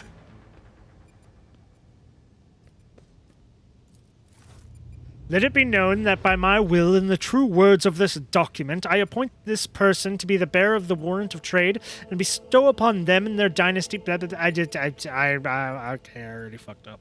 I don't read fast. Something, something, something. I can do as I fucking please with this. The warrant is basically my I can do whatever I want card. Escort the child of the house to safety. I need a weapon. I'm utterly defenseless.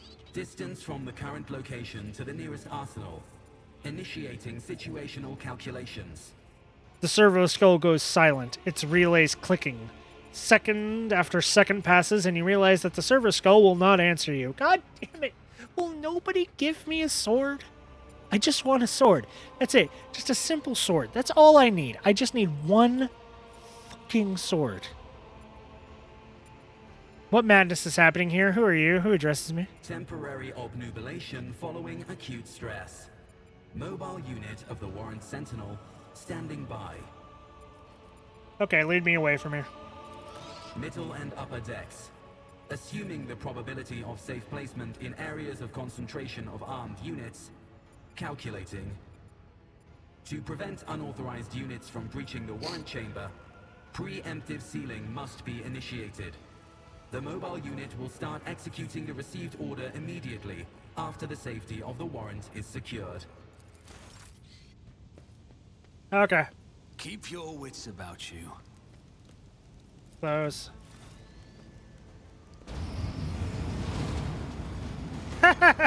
It's just trapped in there. Oh, there he is. Master. Whatever are you doing in the warrant chamber? How did you... Throne preserve me. What is the meaning of this? Yeah, Kunrad is a traitor. When we parted ways on the officer's deck, he stunned me somehow and brought me here. What? He intended to take revenge on Theodora or something, and trying to reach the warrant was somehow part of the plan. Oh, holy God, Emperor. That sounds bad. I presume he is the one responsible for the mutiny. And, Master, I wish to remind you that you are to refer to the Lord Captain as Lady Theodora. Not gonna happen. Why don't we leave matters of etiquette for another time? Absolutely. With the Lord Captain's permission, I shall give you an hour-long lecture on how making use of proper addresses corresponds to showing due faith in the God Emperor's anointed. For now, however, we have more pressing matters on our hands. Is that gonna come with a PowerPoint? Because if I have to make you make a PowerPoint presentation, I will 100% do this. You're in a bad way. I can treat your wounds. I have a Medicaid kit with me. And for the love of the throne, now is not a good time to be walking around the decks without means of self-defense. He gave me an axe!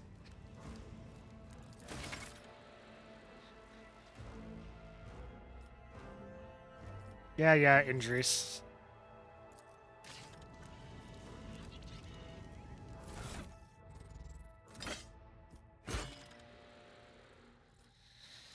Okay, I'll put a pistol in the offhand.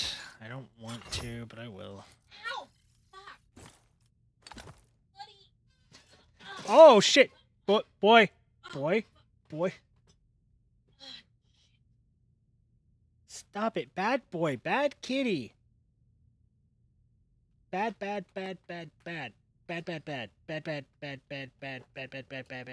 Giving you paths of bad.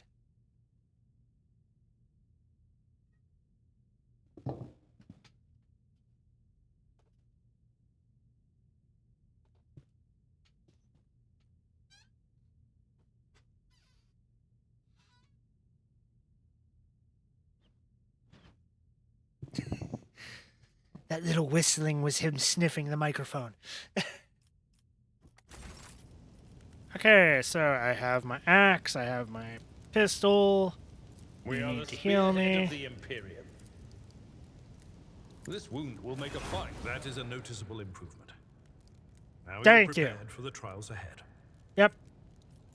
The lower decks are teeming with heretics instigating the rabble to revolt. But that is the least of our problems. The ship's enforcers are rounding up the scoundrels and suppressing the resistance. The situation on the middle decks is much worse, although strike teams have already been dispatched there. All communication with the bridge and the engineering bay was lost. So, apart from scattered voxcasts, we have no information to go on. But that is not the worst of it all. All these jolts and shaking are most alarming. These are signs that the navigator and the master helmsman are having difficulty translating the ship out of the warp and into real space. I fear that they may have already lost control. We must reach the navigator's sanctum and get a handle on the situation. If we can manage that, some aboard this vessel may yet survive.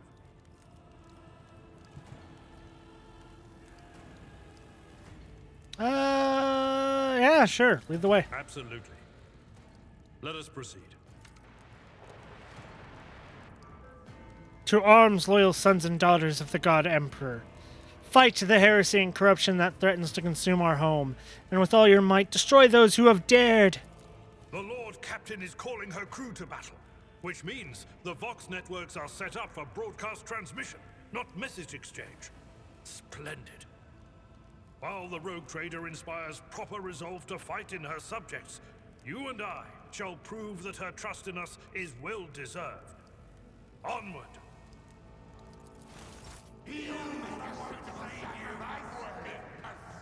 Close ranks. Show them no mercy. I'll go here. You go here. Yeah. So I will iron arm myself. And charge! Who Huh? if not me? Another enemy down.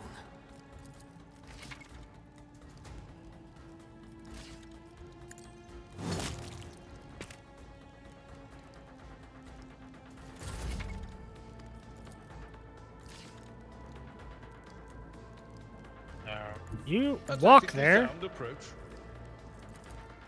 Victory is one fewer target.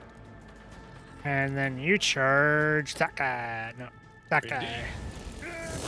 Because you can kill him. That would have just done most damage to him. Which is good, but...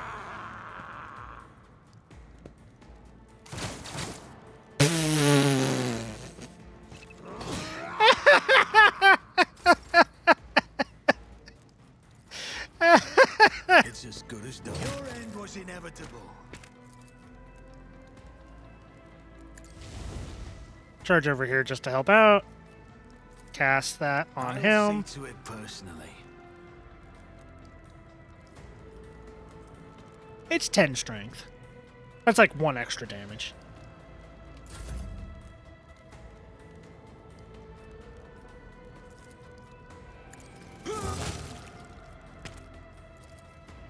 It will be done. That's not worse. And goodbye.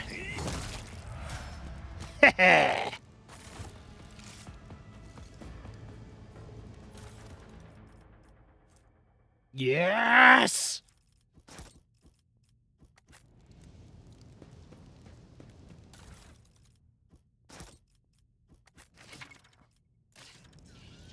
Okay, just gonna keep those on me for now.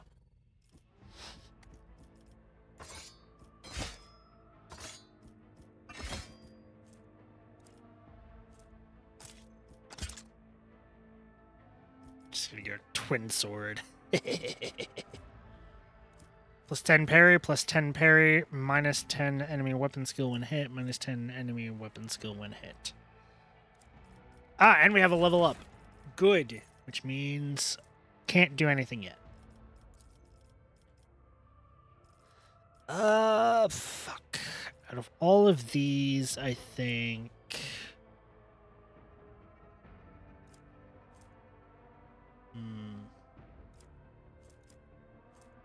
Athletics? Yeah.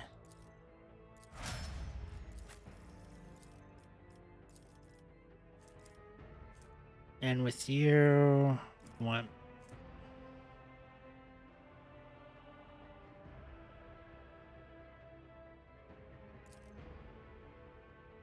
Medicate, Karis. Medicate, Karis. Let's do Karis. Rise to the top, or get left in the dust. Navigator Sanctum.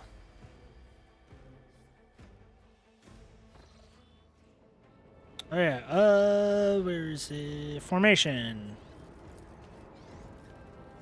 We want that one. Let us know, Dawdle. The Navigator's Sanctum is directly along the passageway. I pray to the God Emperor that we are not too late.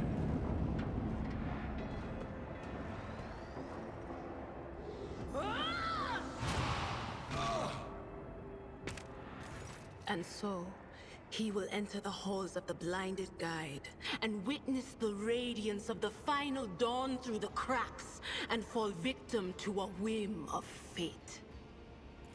Master, watch your head. Idira, would it be too much to ask that you phrase your soothsayings plainly for once? That was too close. But where's the fun in that? Sorry, old man. The voices are so loud I can't even hear myself. They shriek, they sing, they... Oh, Abelard, how they sing! This is Idira Tlas, personal psyker and diviner of Her Ladyship Theodora von Valancius. Idira? I'm not drunk, old man. I'm suffering the effects of the warp that is seeping through these walls. I see the ship's fate. To die in the waves of the immaterium, fall under the burning rays of the final dawn. And in the roaring blaze, I see a figure standing. Who is it? I have no answer. Interesting. The entity in your consciousness shrinks and crawls in deeper. It claws, scraping against the walls of your mind as if the presence is trying to hide the seer from the seer standing before you. A diviner, are you? The voices from beyond the threshold whisper to me. Sometimes their murmurs are clear, they grant insight. Sometimes they drive me mad. But I am patient.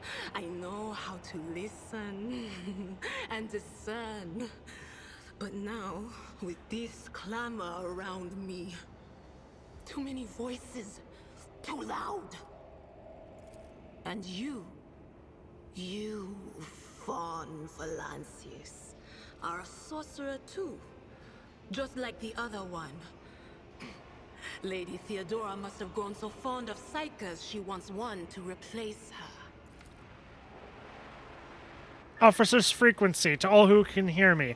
Those with a weapon in their hands are to gather in the officer's deck at once. I repeat, gather on the officer's deck at once and prepare to launch a counterattack. That's Edelthrat. Oh, Emperor's Providence. The other heir lives as well. Quickly, we must head to... Not so fast, old man. If we drown in the warp, Lady Theodora's heirs won't be any good to us. If Edelthrat's like me and hasn't yet surrendered his mind or body to the mercy of the warp, then he can still hold on a little longer without us. Blast it. You're right. First, we need to deal with what is happening here. Yes, sir. How do you know who I am? What? You think Lady Theodora didn't ask me to peek into the darkness behind the backs of those she sees as her prospective heirs? I have seen you. I have seen the footsteps of your past and the wounds of your heart. The seer's words bring back a wave of memories of the bitter, humiliating moments of your greatest shame.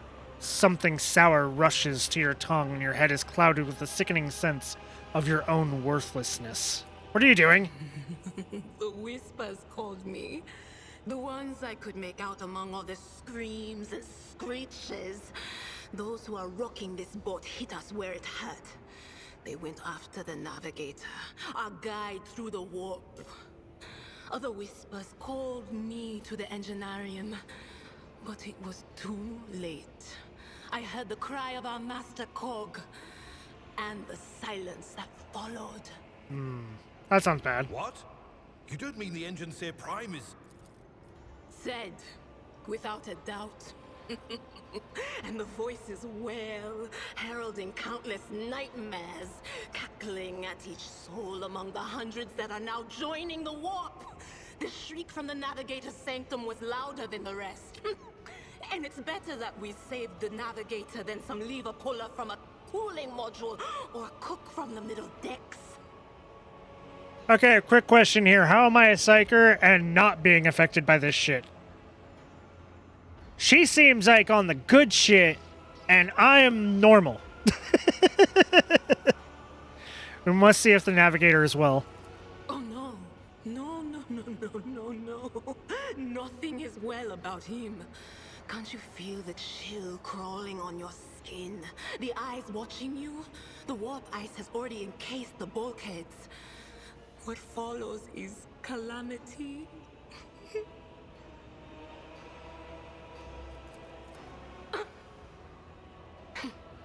But we're not just going to stand here and take it, are we?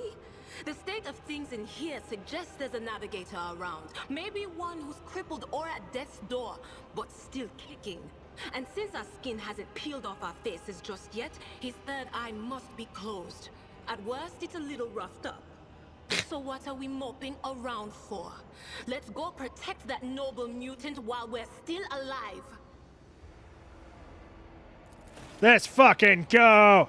I always have a backup plan.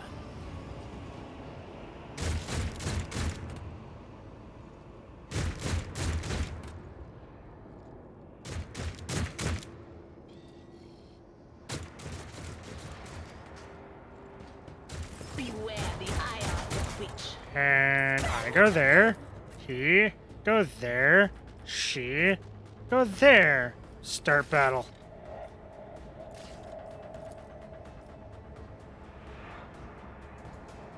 I'll Give make me a it buff. happen.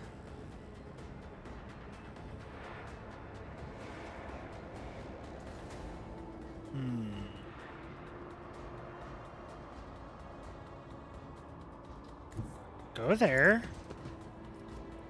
Strike that one. Personally, Good. Then we charge this I guy. won't stand for it. No, come on. I won't What do you mean no compromise my line of principles. sight to the My gut target? tells me it's a bad idea. You're right there. God damn it. Okay, charge right there. Won't be able to attack because I don't have... But when he moves, I get an attack of opportunity. Haha. Yep, she's a psyker. She has the staff, so she can do zappy zappy time. Be gone. On it.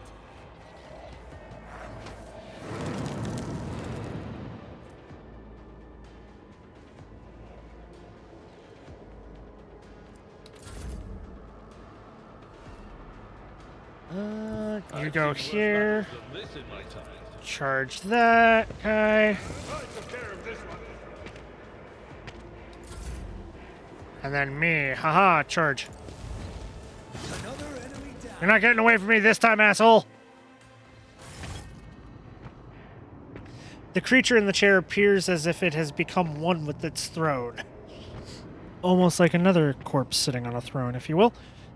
You see pink parchment-like skin stretched between the seat and the limbs that have too many joints for a normal human being. The navigator is breathing heavily, the air whistling as it exits through the two dark gill-like slits on its cheeks.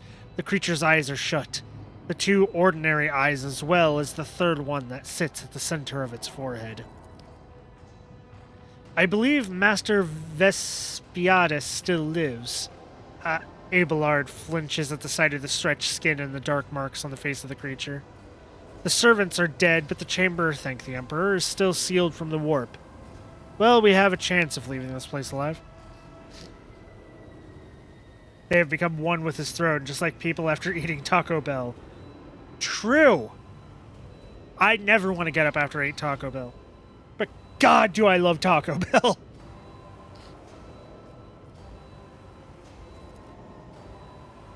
Elbert give him a pointed look. Master Vespidas. The navigator stirs, barely able to lift his head and half open his normal eyes.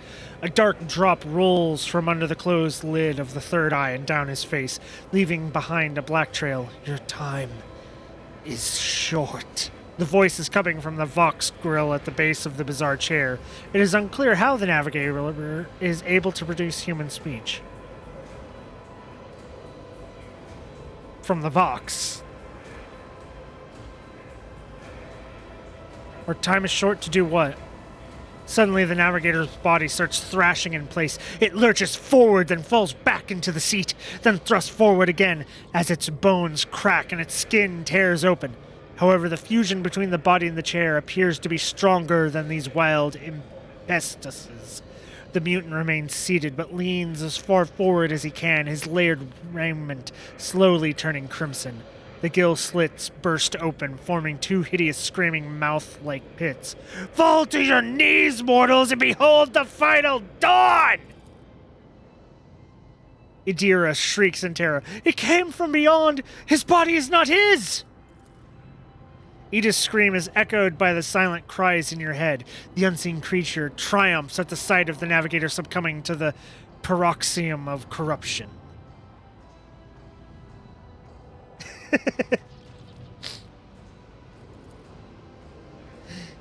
Its march thunders under the burden of hope. Unseal your hearts, and I will flood your souls with myriads of words and meanings, each one a portent of salvation within me.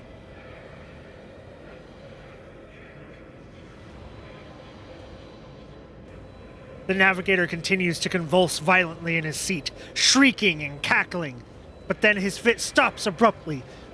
His face is drenched in black and crimson. The dark ooze from under his third eyelid has turned from a trickle into a stream, mixed with the blood coming out of his nose, and there is purplish swelling around the eye. Run. Flee from this place while I still have the strength. The words come out of the Vox as a labored rattle. I can contain the intrusion, but not for long. We must begin the translation. Leave the warp. But it can't be done without the Master Helmsman's help.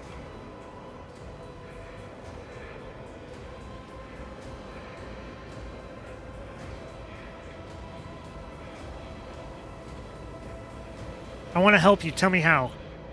The navigator takes a ragged breath. Run. The sanctum will be sealed. I will hold it off. Hold on. And wait for the signal from the Master Helmsman. Then I will commence the translation. So, run. Run! Address Abelard. The navigator's still alive, but barely so. What do we do now? The seneschal gazes at the figure in the chair. The ship can only begin the translation with the assistance of the Master Helmsman, if he's still alive. It is worth a try. We must get to the bridge, but we will need support. Our only option is to fight our way to the officer's deck and join forces with Edelthrad and his people. I believe we will also find Lady Theodora there. She must have heard the call to arms that the Service Skull relayed to us earlier. Irida reaches her hand out towards the navigator, but pulls it back at the last moment. Vespadius, good luck, and thank you. The navigator does not give her a response. Black tears mixed with blood are streaming from under the closed eyelids, and the Vox at the base of the chair is bellowing out static interspersed with distant echoes of otherworldly laughter. Well, that sounds like bad. That just sounds like bad. Oh, I have loot. I always keep my options open. Take another axe and a scrappy auto gun. Another axe and a scrappy auto gun. You had a psyker staff, lightning arc. I use that?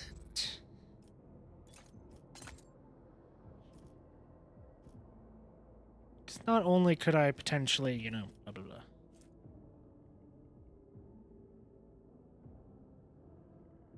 Okay, now hear me out. Yes, plus 20% parry. No. Keep it. Keep the parry. Keep the parry. Keep the plus 20% parry because of that.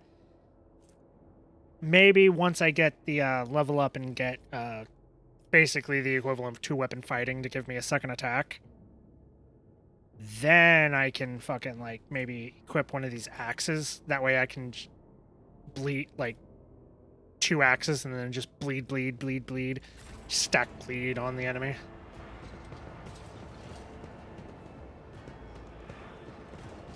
Always keep your eye on the prize.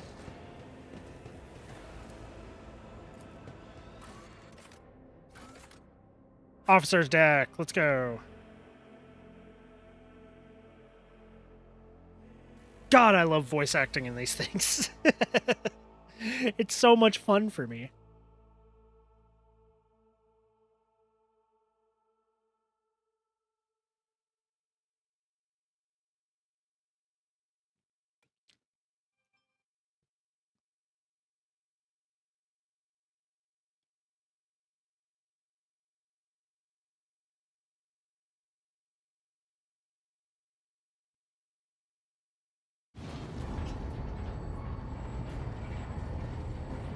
Also, can we just say that the 40K, like, the Imperium architecture is a fucking mood?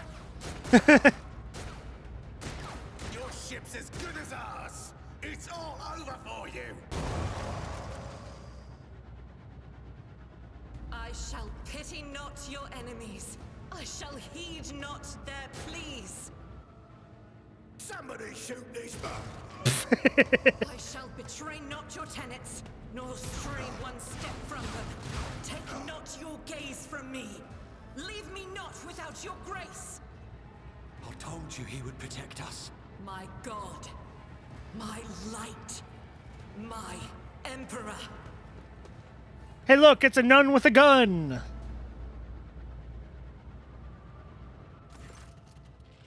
The white-haired warrior turns to face you, her dark eyes blazing, the weapon quivers in her hands, and for a brief moment, it seems she is not going to stop and will instead continue eliminating every target she sees, starting with you. Sister Argenta! Sister Argenta, it is a relief to see you. We require all the forces we can muster. Your face, it is unfamiliar. Who are you? Kalkarok Nigel von Valancius, the Lord Captain's heir. The hour is dark and daunting. The ship abounds with corruption. The faces of friends who are twisted by sneers of heresy. The eyes of comrades ignite with the archenemy's hunger. I will do what I must to halt the advance of the dark forces. But in these dire moments, little can be trusted. So I must know, why are you here? Sister, I beg of you. Now is not the time for interrogations. The ship is under attack by heretics. We've been betrayed by our esteemed Master of Whispers. Edelthrad the Heir is waiting for our aid, and Lord Captain Theodora is expecting a report on our success. That's a lot of here shit. to deal with the situation. So I suggest we all do just that. I am no I am no traitor, sister. You can be sure of that. If you speak truthfully, the Emperor will not forsake you. If you are lying, you will not escape his retribution. I cannot wait to rain righteous fire down upon each and every heretic. So, what is a warrior of the Adeptus Sororitas doing on board a rogue trader ship? Your order serves the ecclesiarchy, don't they? Sister Argenta is a guest of the Lord Captain. And that story deserves its own time and conversation. Under more appropriate circumstances. Yes. Enough idle chatter. I am where I must be, and that will suffice. Who are these people with you? Overseer of Middle Deck AL-84, my lord. We were rounding up everyone we could find in the attack compartments when we ran into an ambush. Just about every enforcer fell. These are the survivors. What happened on the officer's deck? Massacre, my lord. And heretics are not just killing the crew. Some kind of blight is sweeping through the decks, filling the air. I saw people going mad the moment they breathed it in, screaming about their dead comrades, tearing out their eyes. I implore you, my lord, be on your guard. I need a gas mask. Please, thank you. We must get to the main hull of the deck. Through this door. I shall join you, for it is my duty to the God Emperor to destroy this heresy. We will follow. For now, we will hold off any heretics who might try to crawl in through the cracks to join the main assault. And we'll take a look at the generators while we're at it. Those villains made a mess of the cables. Oh, I wish we had a Tectomat with us. But we'll see what we can do without one. Heresy! Good to hear it. Sister? Ready. May Terra's light illuminate our path through fire and darkness. Listen, I like a little bit of heresy, okay? Just a smidge of heresy.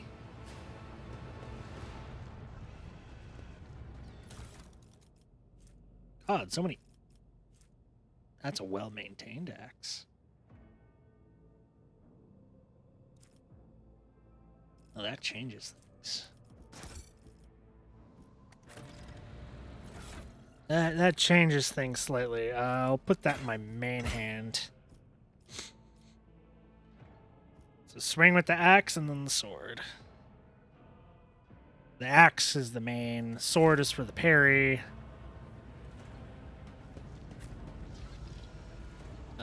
Okay. Position. We want her there and her there. Keep your wits about you. More goods! Give me all the trade goods. Loot everything. Loot fucking everything. Let us not dawdle. Open the door.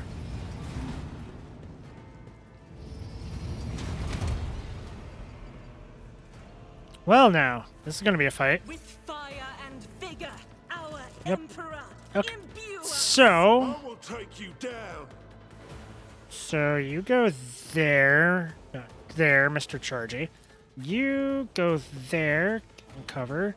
You go there, get in cover, and I will go there and also charge. After I buff myself. So you charge into that guy. At your beck and call. And then attack that one. Good job. Argenta's attacks, okay.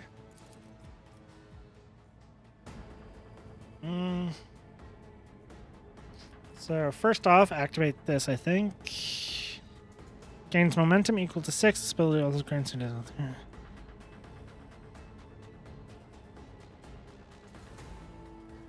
Okay, no. Save that. Save run and gun too. The enemies of the Emperor will be Go undone. there. I'll do it.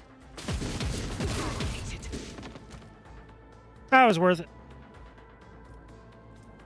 I could run and gun and get another spray.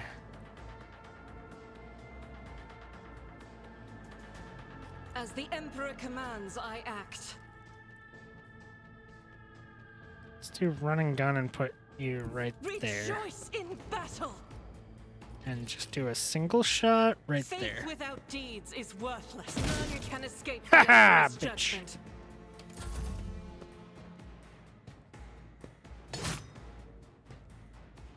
Hey, you fucker, you came to me. Will do.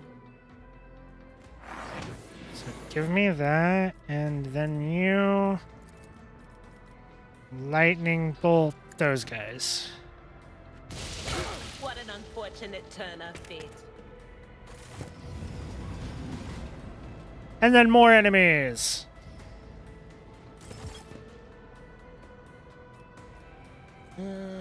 Analyze that one.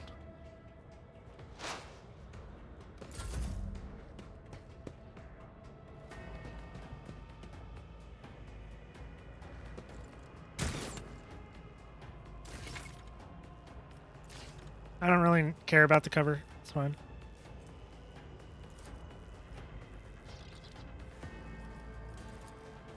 Who, if not Buff me? myself with the psychic power of Iron Arms. I'll see to Swing. it personally.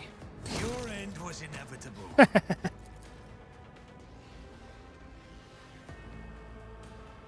On it. Charge over there. Puts me close. I can't. I'll be able to get to them next turn. Good job dodging. So go there. Is at the fore. Chainsword that guy. And then charge that one. Brace yourself, Abelard. Good. Good. And then Argenta, you go there. I'll do it. Spray and pray. Eradicated. Hit him twice. Good. Good, good, good.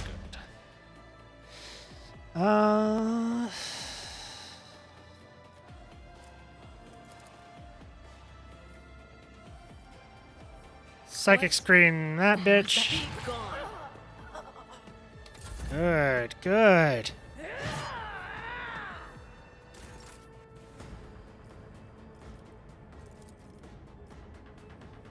I won't stand for it. Target's too close to charge. Oh well.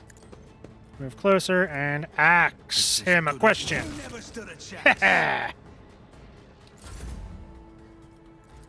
You chainsword that guy. Oh, he parried. You dick. You dick. I don't want to risk I will bathe hitting this him. battlefield in righteous So fury. move there and fire there. Strike is a prayer. Parry that, you filthy casual.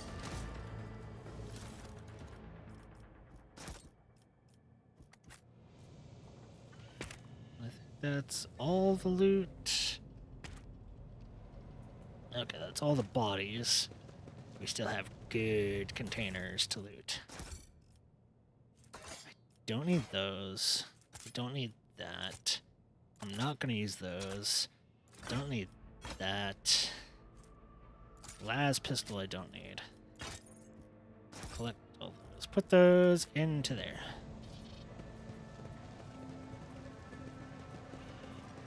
The heresy.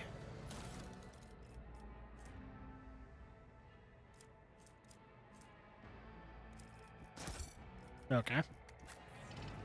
Just random Xeno artifact. Alright then. It won't open. The damned heretics have blocked the door, trembling at the thought of our approach. A melter charge will help. There's probably one around here somewhere.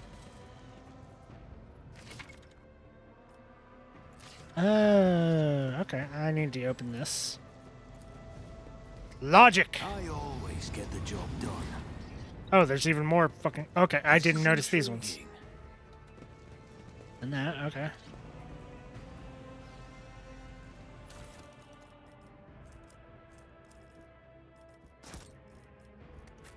Okay. Okay. Possessed demon engine heart. That seems like it's bad for me to just have.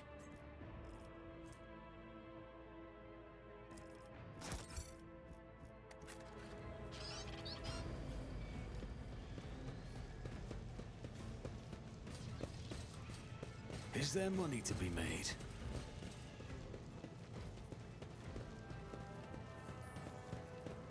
Open this door? Just as I planned. Store the power supply. That's how it's done. Then go in here because, yeah. More trade goods.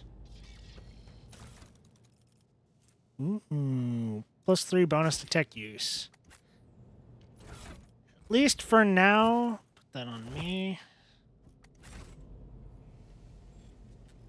I always For have a now. backup plan. Open this door with logic. I always get the job done.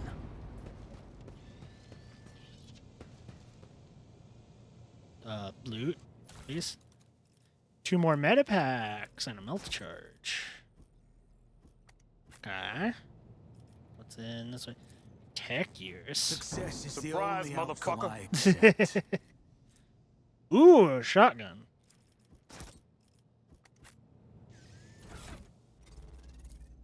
The only one that I would give it to would be her for now.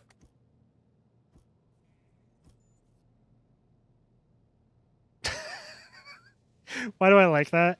Why do I like that so much? Oh, by the way, did that surprise motherfucker work? Because that was the first time someone's actually used a sound alert since I started back streaming. I just want to make sure it didn't fuck up.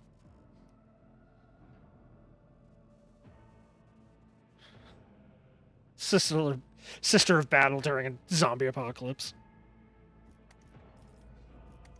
At least until I get her a flamer.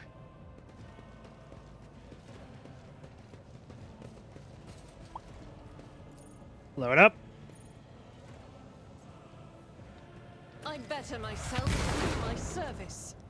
Yeah. Keep your eye on the price. We should deal with this. Whoa, whoa, whoa. Goods. Another multi-key. Good, good. Oh, no, shit. I saw I could level up. Fuck.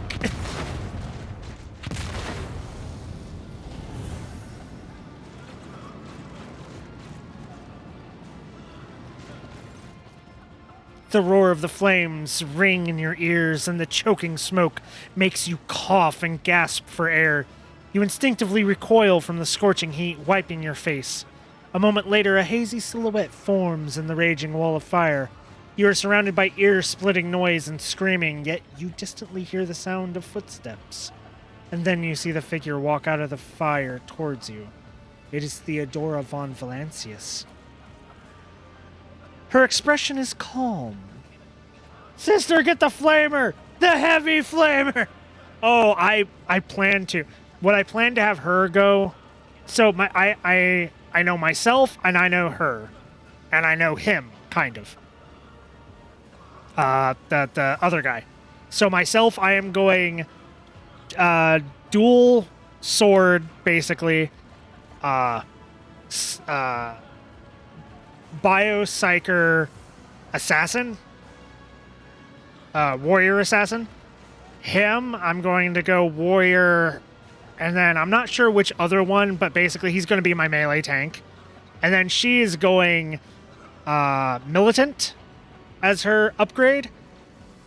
Middle class, and she's basically going to... I'm going to have her have a heavy flamer and a heavy bolter once I get them.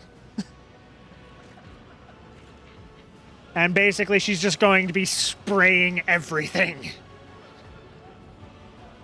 Her expression is calm, terrifyingly so for someone whose body is engulfed in an inferno. One of her hands is resting on the hilt of her power sword. The other is raised in an inviting gesture. She's never inviting. That's a tell right there.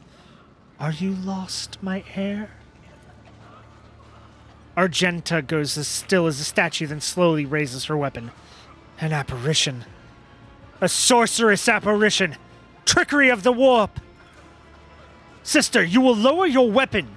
Despite his commanding tone, Albert does not sound too confident. He is staring at the rogue trader, and you notice a muscle in his cheek twitching. Threatening the Lord Captain is outrageous. How did you get here? I am a rogue trader, Kalkarok Nagal. I am wherever my will demands me to be. Would you prefer to be elsewhere at this time? Indubitably. But are you ready? Theodora watches you without blinking. Her snake-like gaze almost makes you forget about the fire searing you, leaving burns on your skin. I can lead you out of these flames, Kalkarok Nagel. show you a path, rid you of pain, and give you a weapon so that you may defeat your enemies. Decide. Your mouth begins to salivate. Each word Theodora speaks is like music to your ears.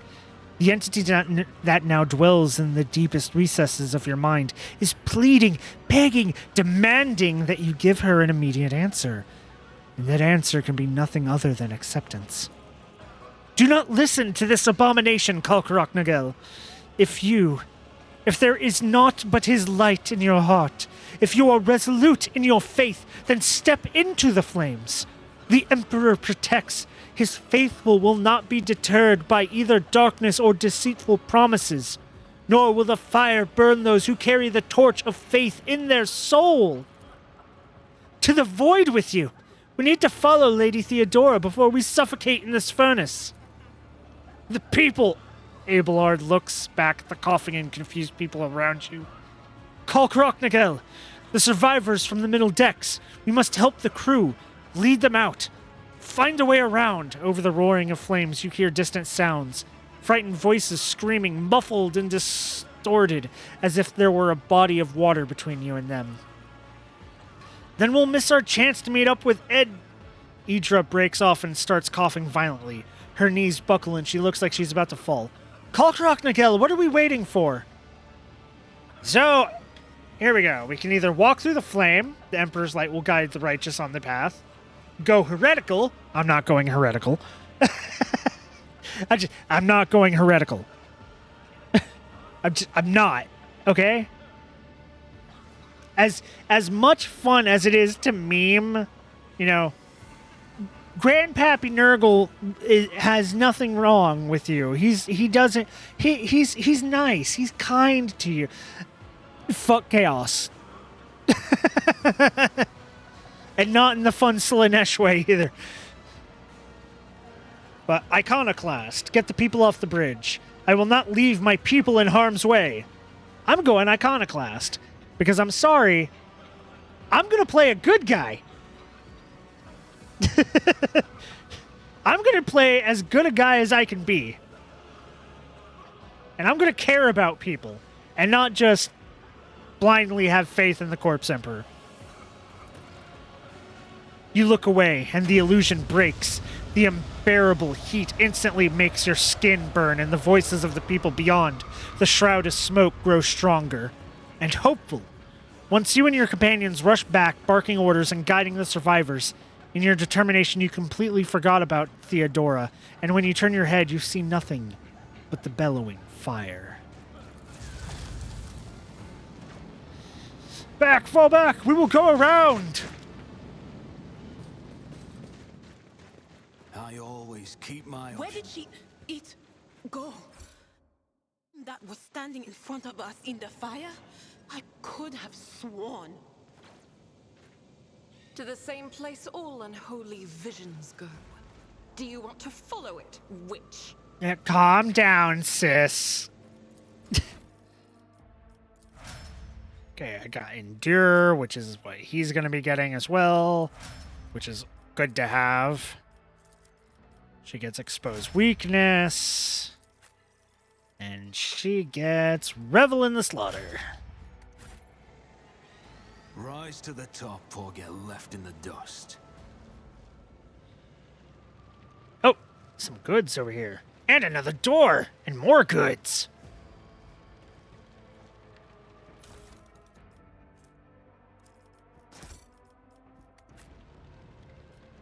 Listen, we're looting everything we can.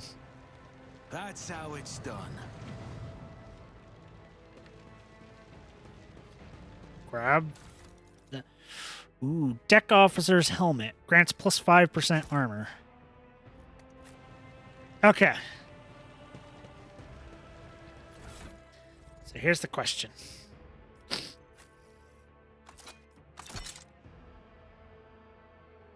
And the question is, fuck no. Give it to him. It makes more sense with him.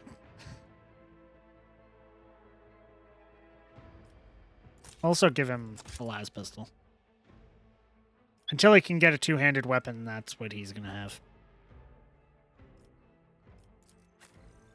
Give her another med pack. There we go.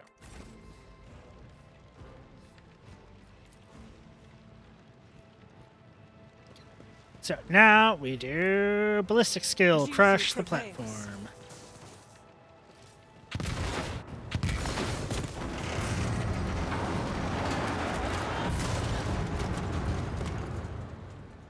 Now we can cross over here. Too late. We are too late. Or perhaps Edelthrad and his escort never made it here. Which would be even worse. Or they could be fighting on the bridge as we speak, without us. How dare they fight without us? My lord, I beg your pardon for interrupting. The people are asking for orders. You came back to save us. So now we will follow you through thick and thin. To the bridge. If Edelthrad is there, then he requires immediate assistance. I say there is one thing that I find most troubling. The Lord Captain's Voxcasts. They are still coming in, even though it would make sense for Lady Theodora to be on the bridge right now, at the head of the counter-assault. I feel uneasy. What if the Lord Captain is besieged in her own chambers? With your permission, I suggest that we confirm for ourselves that she is not. We can use the same elevator that Lady Theodora and Mort headed for earlier. Yeah, sure, we can do that.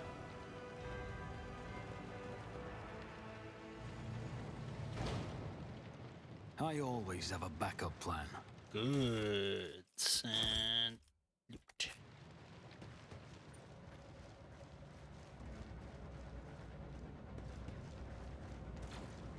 Keep your wits about you.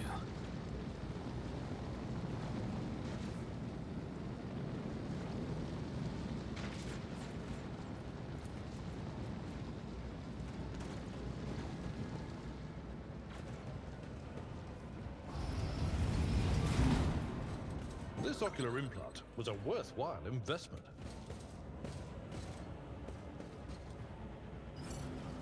Okay, before we go there, we're looting everything. What part of that do you not understand? We need every...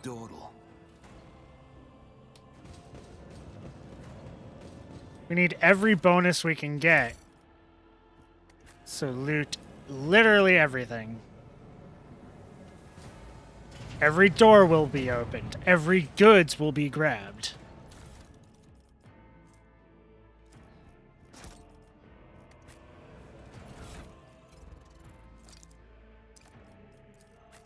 And for now, I'll take logic. There's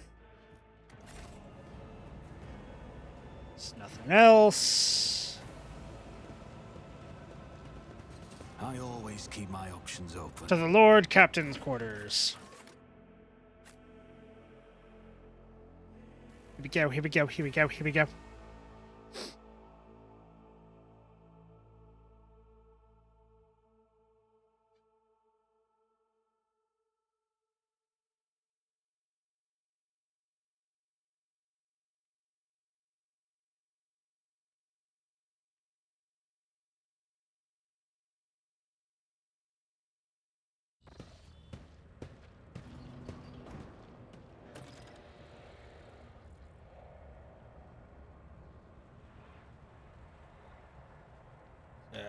Nothing in there but a giant bath.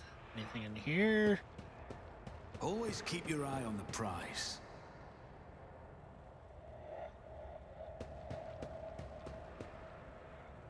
Thought I saw tentacles for a moment. And the Warp Bee do that. Hey, he has a melt-a-gun. Can't we take the melt-a-gun? Oh, hey, even more tentacles. And she dead.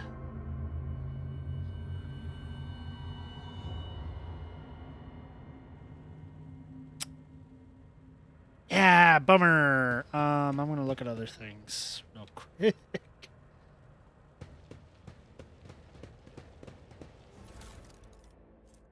Dogmatic follower requires dogmatic follower immunity to hits.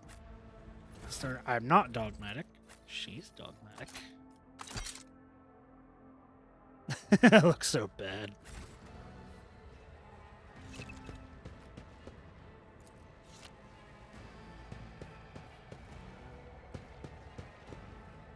Is there money to be made? Okay. Yep.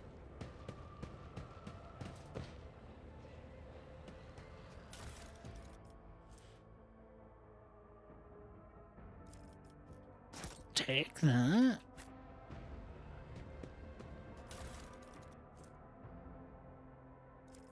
Take that. Not the best things in the world, but it's something for now.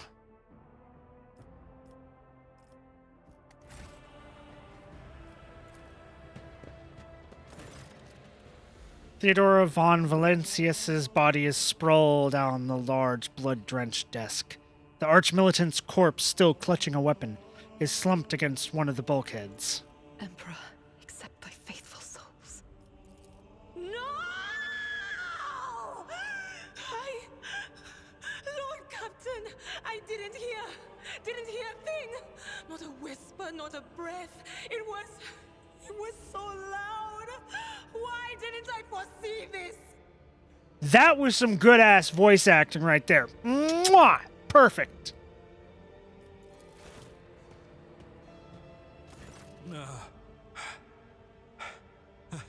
Lord Captain, who would even dare? Unless that rat, Voidsphere. I doubt it. Voitvir worst humiliation and suffering upon her, not a swift death. It could have happened in the heat of battle. Not to mention that Mort was here, and he would have protected Lady Theodora to the last. How could Mort have failed her so terribly? The Arch-Militant was born on a death world. He had lightning-fast reflexes.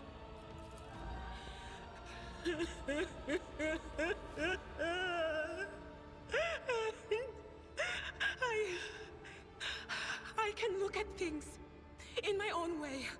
If you find something that might bear the imprint of the killer, just give it to me, and I'll try to see what secrets it holds. Examine her body. You lean closer to the body. The cause of death is apparent. What ended the rogue trader's life was an auto pistol shot, an extraordinarily accurate one at that. Theodora's face bears an expression of surprise, the last emotion she experienced in life. Something on the floor catches your eye. A heap of blood-splattered parchment and scrolls must have fallen off the desk. As you lean down for a closer look, you notice something else. Small shards of glass scattered on the floor.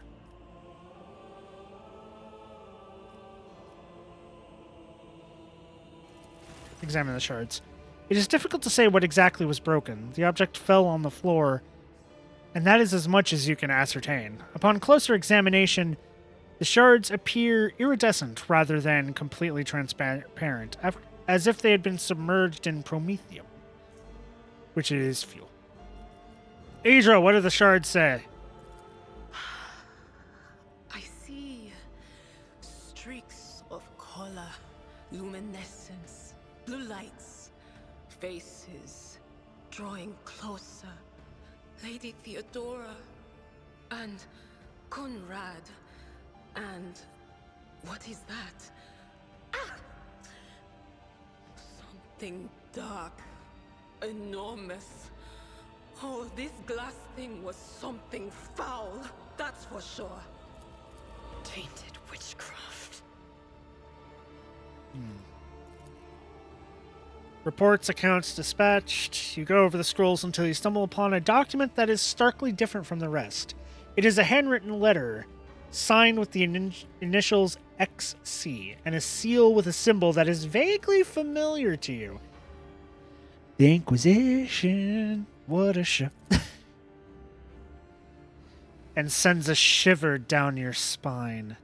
The author of this letter addressed to Theodora von Valencius signed it with the seal of the Holy Order of the Emperor's Inquisition, the secret police of the Imperium that relentlessly hunt heretics, Xenos, and other enemies of humanity. That's not good. Check out the Arch-Militant's body. What's up with him? An auto pistol shot went straight through Mort's forehead, spraying the floor and the furniture around with blood, brain matter, and shards of his skull. The safety on the Arch-Militant's weapon is off. The killer must have been a split second quicker than he.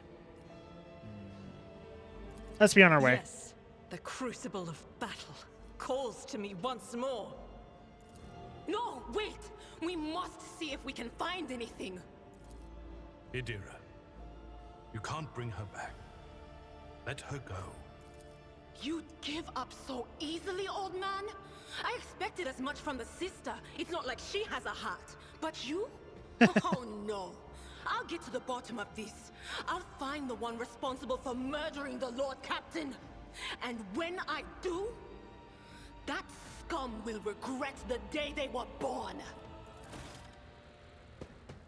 Yep, time to go to the Always bridge. have a backup plan. Oh, hi guys. Mercy to those who oppose Von Valancius. A combat servitor. Well, that just ain't nice. You go there. I'll go here. You go here, here. No, you go here. And you go there. Start battle. Armor protection, blah, blah, blah. I need more dodge than protection. So, let's see what's this. All income damage reduced by 5, and the warrior gains 5 temporary wounds. So go ahead and use that.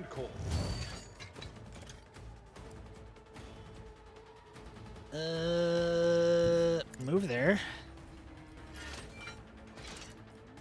It will be done. One fewer target. And then charge that guy. Good job. Me. I'll make it happen. Iron arm myself. Move Don't let your there. guard down. Who Ask if him not a your question. end was inevitable? Charge the servitor.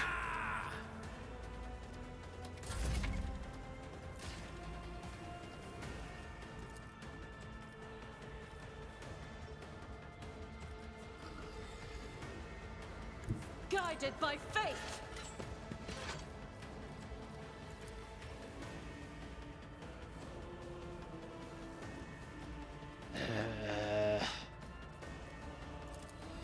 Doubt is for the weak. That is not the Emperor's will.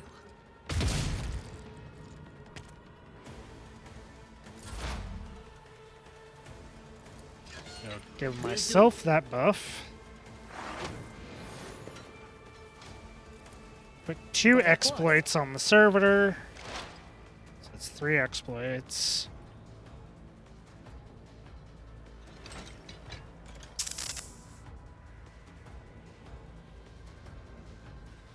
So how many exploits does he have? 3. So 10 plus 3, so 13 times 4%. Yeah, do that. Make him weaker until the next turn. Idra, you just stay back there. You should have thought twice before crossing me. Just a minor setback. I've suffered worse.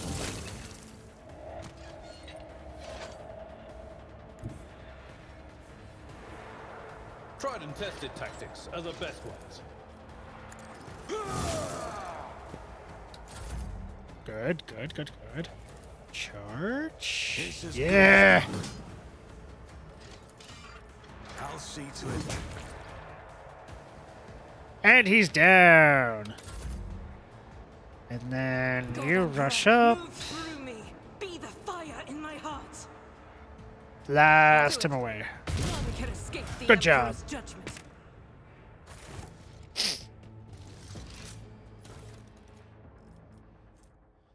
Race of the Oblivious. +5 toughness if their intelligence is less than 35. Okay, I get a combat log.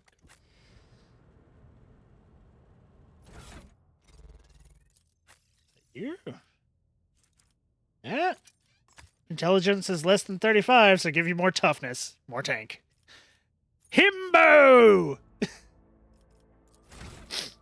Okay, so let's see here. We have my ult, Daring Breach.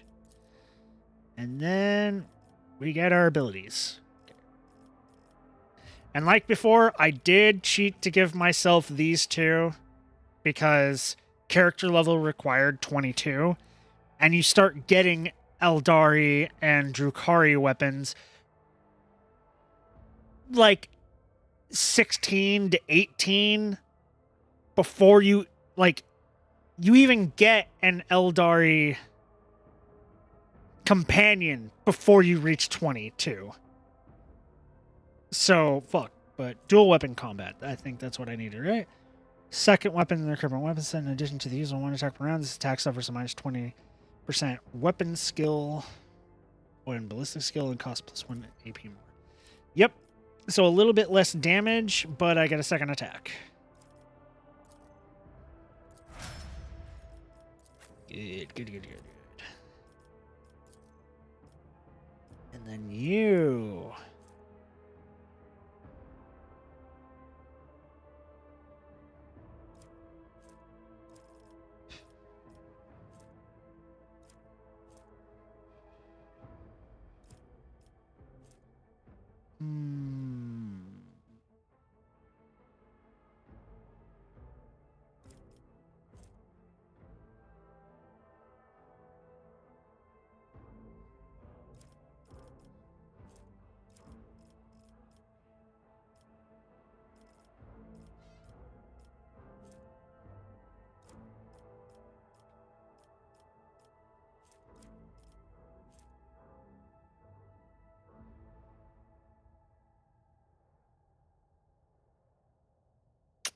Could give him no heresy.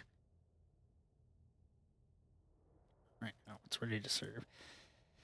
I'm trying to really think on these character upgrades right now.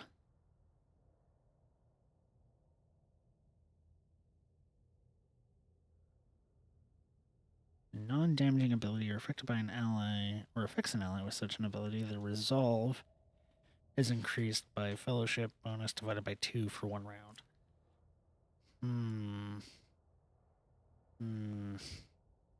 He wouldn't be dual weapon combat. It will not die. That's a good one to take later, probably. Power weapon expert. Not right now. I don't have any power weapons. Nimble? No.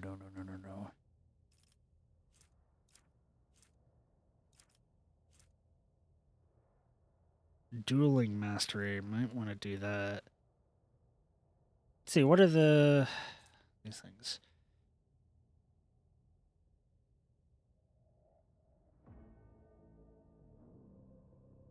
Can't exceed 5. That's not that good. When he attacks a warrior, the warrior's next melee attack against that enemy deals additional 5 damage. Does not stack, but it can be reactivated if further attack has less than 50% runes. They get crit chance. Don't care about that. Having that right now is not that good. The warrior deals an additional +3 damage to enemies that have no allies in adjacent cells. That could be good. Big scan. +1 damage deflection. Their parry chance is increased by 25% of the warrior's total armor. That's also good if I'm making him the 2-weapon tank. The 2-handed tank. And then this was just increased by +2 for 1 melee attack.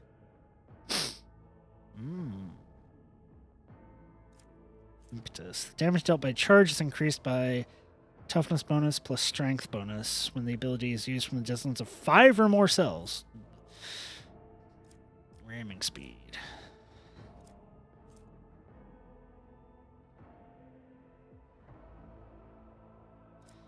Let's give you ramming speed, I think. Or thick skin. Thick skin. Let's give you thick skin. Just give you... For now, but ramming speed might be the next one because that's one of my major issues I have with him in my my personal playthrough right now is he doesn't have the range on his charge. So you dismantling attack and then whoop.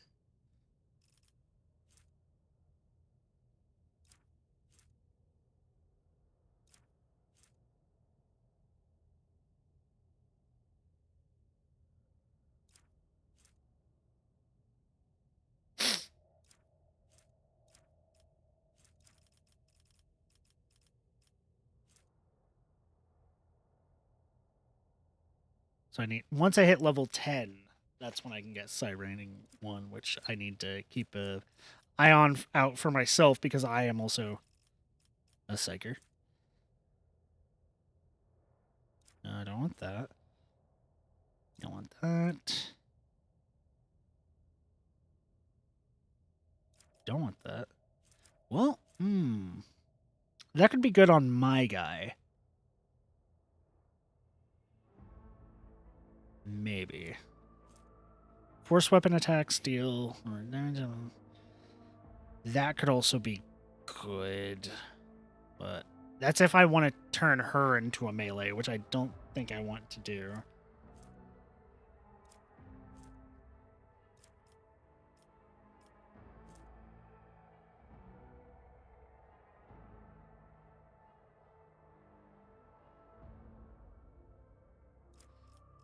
Okay. It's a natural luck. When the psyker uses a divination segment, I don't know, natural luck. That could be good.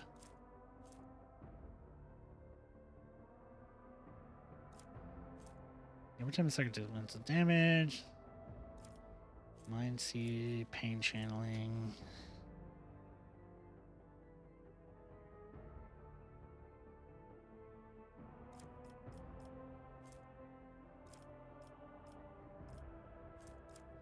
Weak hurts. No, I'm not going to be doing that. 6th, don't want that. It means to become target of psyker gain stacking -1. That could be useful. That could be useful. Pain channeling. Anytime an enemy becomes target of a particular psychic ability for the first time, this enemy suffers amounts of...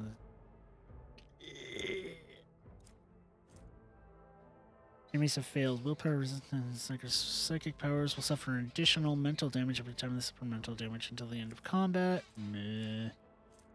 The first dodge attempt of every enemy in combat suffers a negative penalty. Okay, flawless plan. Every 9th successful dodge. Don't care. Allies under the effects of gain an additional armor penetration. That could be good. That could be good. I put that... have her buff my guy, so that Fatebringer is definitely on the thought.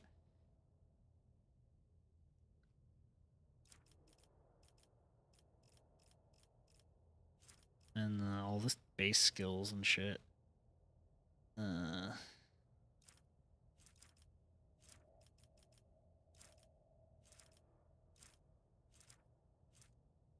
then officer version 1s. When the operative triggers an exploit in an enemy, the operative gains +1 damage, +2 armor on combat stacks.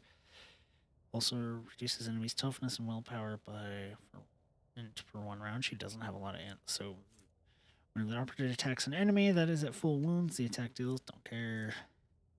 Exposed weakness costs 0 AP.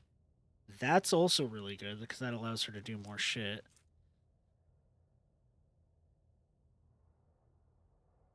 Just even more exploits. Despair. When the operative hits an enemy that is affected by both an exploit and exposed weakness, the enemy loses passive learning. Enemies in a 10-cell radius. Ugh. Operative suffers less damage for enemies affected by that. Don't care. If an enemy affected by an exploit, she's not gonna be.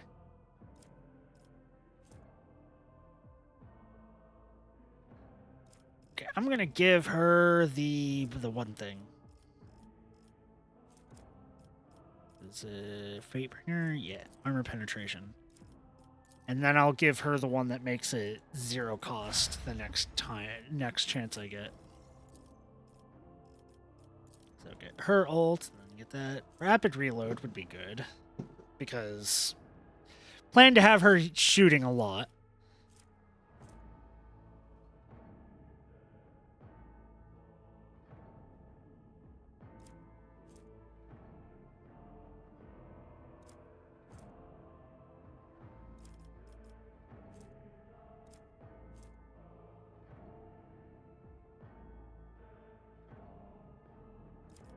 Okay.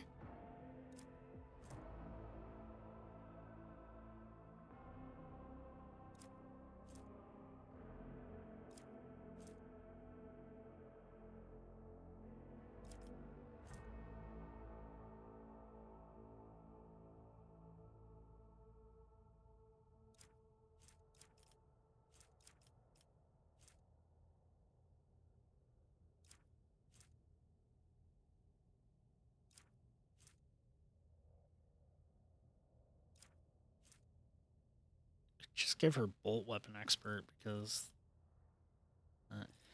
But let's also do this.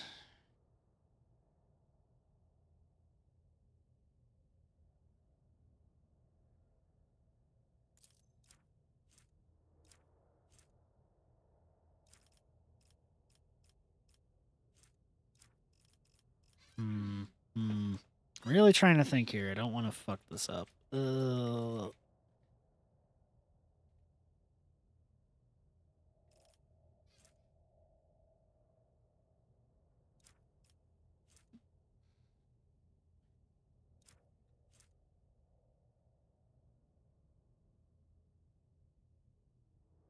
Where's rapid fire? Where is rapid fire?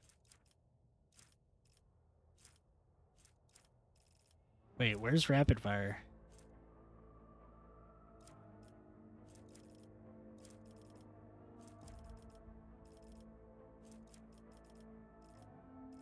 Wait, where's rapid fire? It says it requires rapid fire. Where's rapid fire? I have rapid reload? Wait a minute. Tactical disengage. Muzzle velocity, trace trajectory. Rapid fire no longer reduces damage because it's feature rapid fire. Oh, I don't have the feature yet. I don't have the feature yet. That's a bit later on. I can take that. Okay. I think. Yeah, once I can take that. Yeah, once I can take that, that's even better. That's okay. So don't take that now, but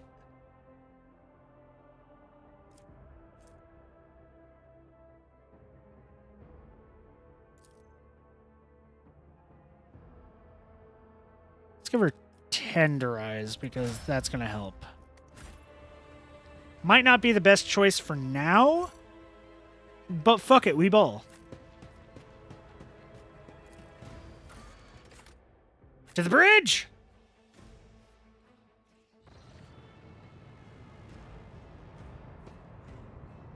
Grab the loot. Good, I was able to grab the loot. I don't see any other loot. Oh, there's... No, that's a bridge technomat. I don't see any other loot. I see a bunch of shit I do not like over here. I always get the job done. So... Keep your wits about you. The first sacrifice opens the eye. The second sacrifice draws its gaze. I wouldn't trust Zinch with shit, my man.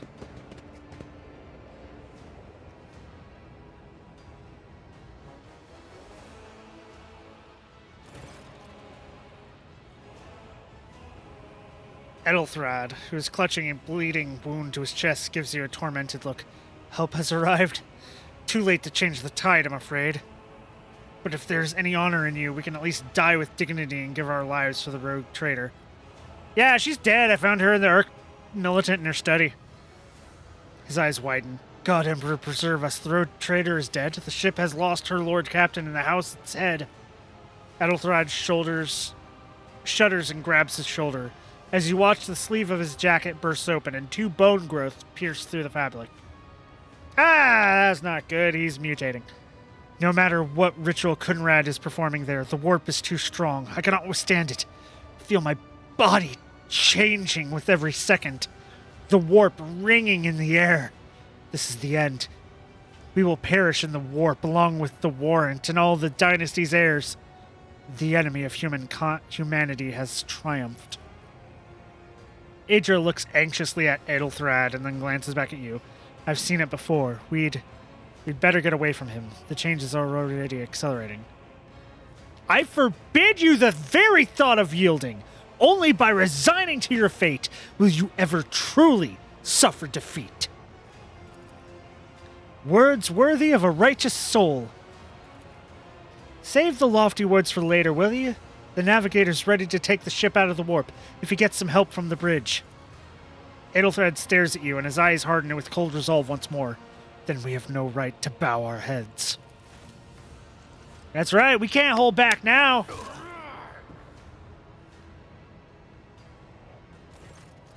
You can see Kunrad Voigtver clearly in the gloom of the bridge. The broken blade he is holding is stained with dark drops that seem to have a pearlescent glimmer to them. We're out of time, Edelthred bites his knuckle, desperately thinking. You see a wave ripple across the whites of Edelthred's eyes, and they begin to turn a sickly yellow. That complicates things. Edelthred lowers his head, then sighs and locks eyes with you, his gaze cold, haughty, and fanatical. The ritual will not be completed. I'll take care of it. And you? See to it that the void ship breaks free from the warp. Watch over the realm. And farewell.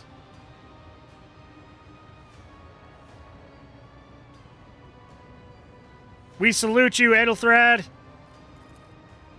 Accursed traitor! A time will come when you will bleed for her ladyship Theodora's murder. Remember my words, for they are the vow of he who marches towards his death!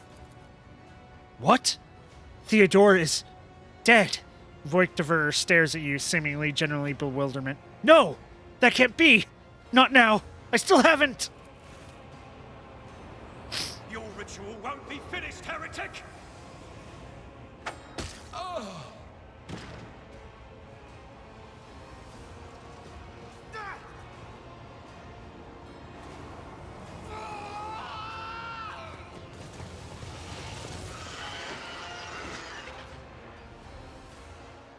Well, The whispers are getting louder.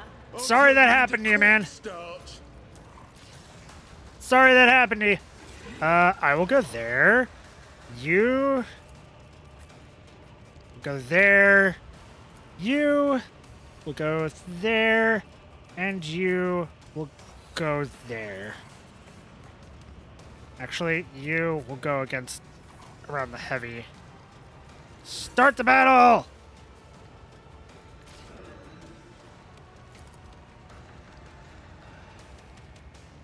Who, if not me?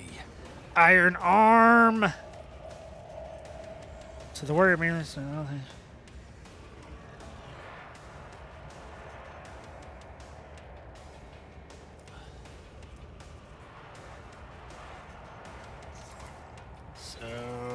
charge! Make it happen. Stack the bleed on the spawn! If it's stacking bleed on the spawn, I don't know if the spawn is getting bled. In turn.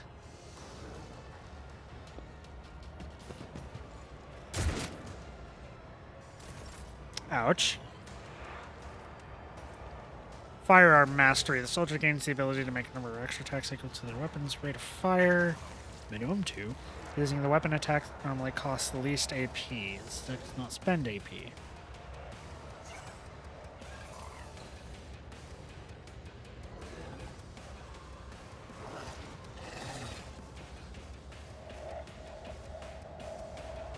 Okay, okay, okay.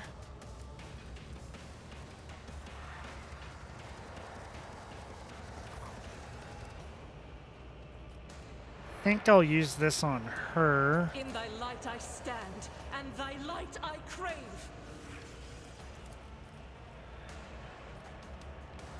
So do that first. Struck is a prayer.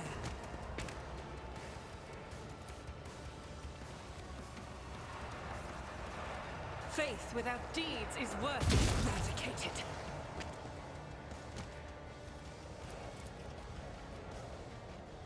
As the Yeah, Emperor 38%. I commands, shouldn't have done that. Oh, lucky! I'll do it. Fuck. Come on, come on, come on, come on. It's 48% chance to hit. Come on. There we go.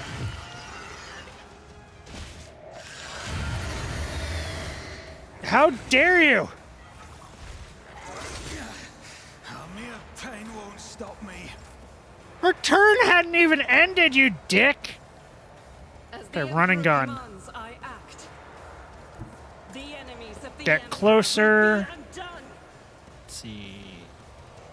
I'll do it. Revel and Slaughter. Doubt is for the weak. Activate Voracious Recital. I should have damaged. Oh wait, no, I didn't take the demon damage. Take out that guy before he can do anything. Good, good. Okay, demon's gonna.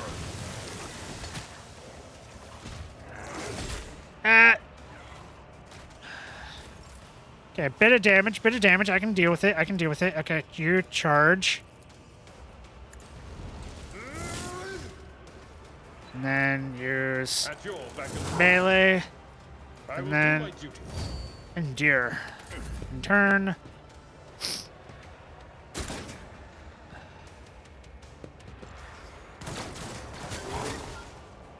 Stop it! See your thing. Dismantling attack. Till the end of combat, the target of this. Ooh. No can do. I mean, no line of sight to the target.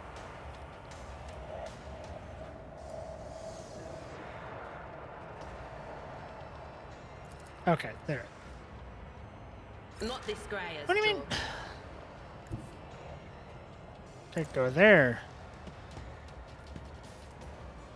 Oh, within weapons range.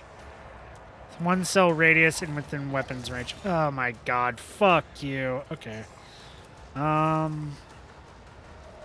Instead, activate that on him. And then exploit his weakness. Anything else?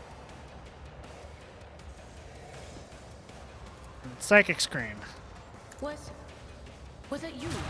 Or Probably rush her forward next. If he has to. Give me Daring Breach.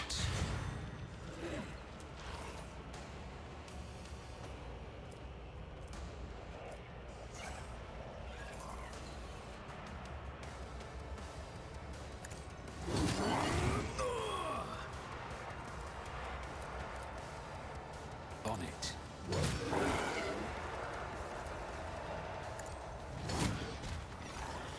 Good, good. Good damage. You move up. Bolter fire. Right there. You only hit once. Come on. As the Emperor commands, I act. Take another shot. Well, you got 2 hits. That's at least something.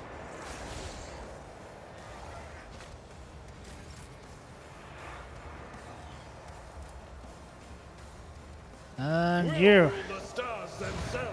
Daring Breach. Albard, chainsaw that thing to death.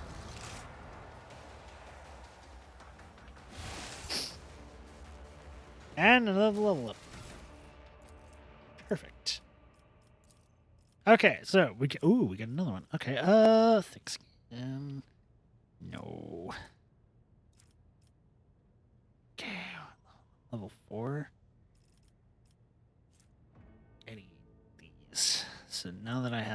should have.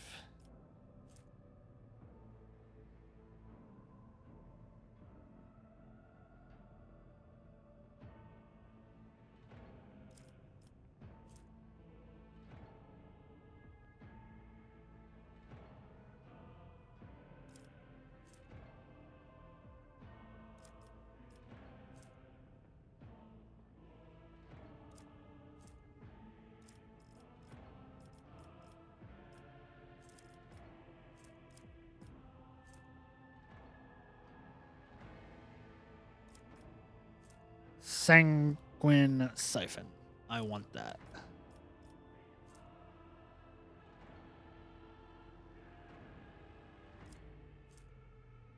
And then I need Strange Vitality.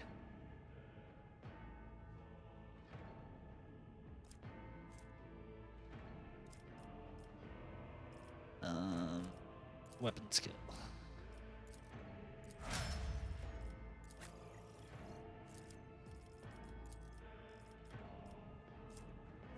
Okay. Let's see.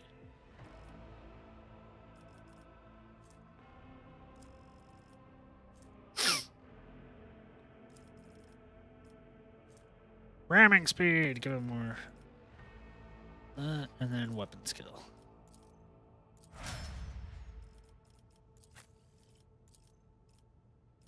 All the weapon skill. And then give you willpower.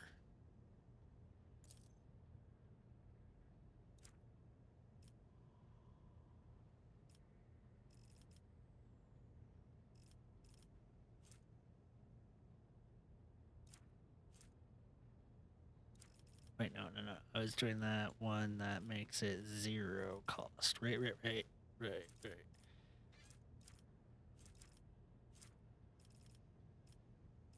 Unless I can't. Oh, common talent. Which I don't think is that. Yeah. None of those are common talent.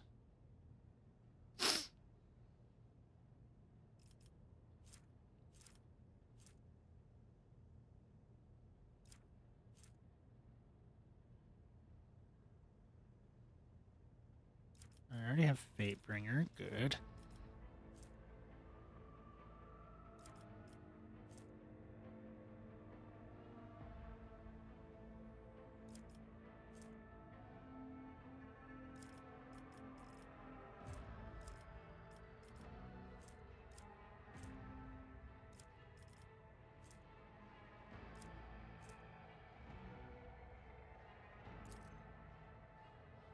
Second sight. Give her more range.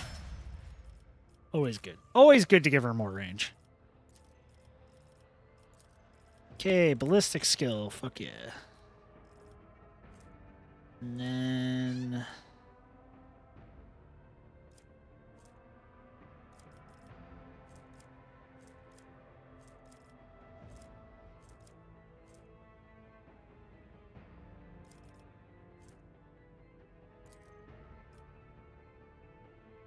Swift Slaughter. So she only has to kill 2 things to activate her 1 ability. Welcome back!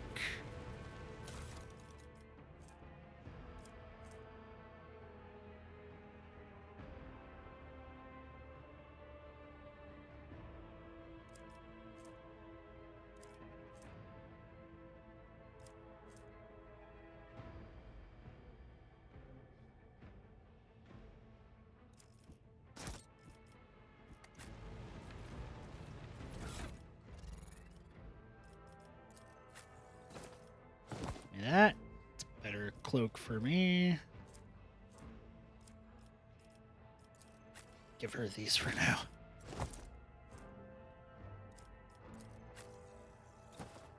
Give him that for now.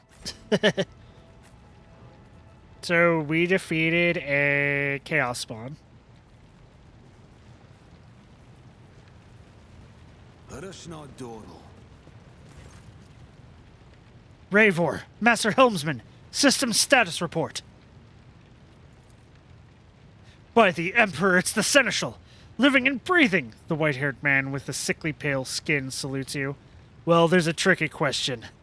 The whole place is so overgrown with foul wickedry, we'd be scrubbing it off the vid screen for throne knows how long. We need to re-establish connection to the Navigator's Sanctum. It's our only chance of escaping from the warp. Your words seem to knock the officers out of their stupor, and the air around you fills with voices and commands being issued. You hear someone sobbing, one of the survivors buckling under the stress. Albert cuffs the crying officer without even looking. Restore the Vox channel to the Navigator's Sanctum. Ready the crew. Prepare for translation to real space. Albert pauses for a few seconds before turning to you. Paul Karok-Nagel, you may call me superstitious, but translation is not a good time to disregard rules. You are the only one who speaks for House von Valencius. You may not be the Lord Captain, but you, more than anyone else, deserve to take her place in the ritual that is about to commence. He directs your attention upward to the throne that sits at the apex of the tall staircase. I'm ready. Begin the ritual. Let's get the fuck out of the warp.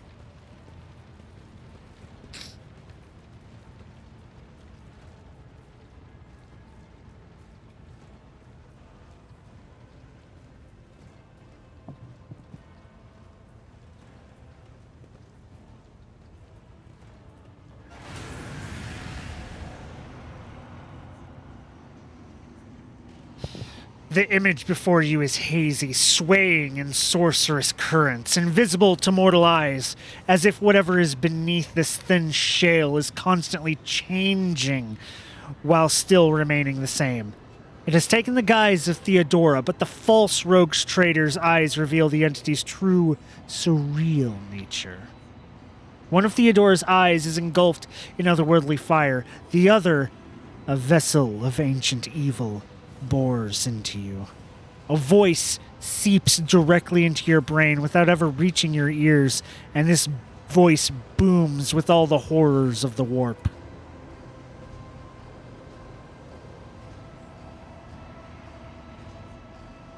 Who are you to oppose destiny itself for the sake of lives that are not your own?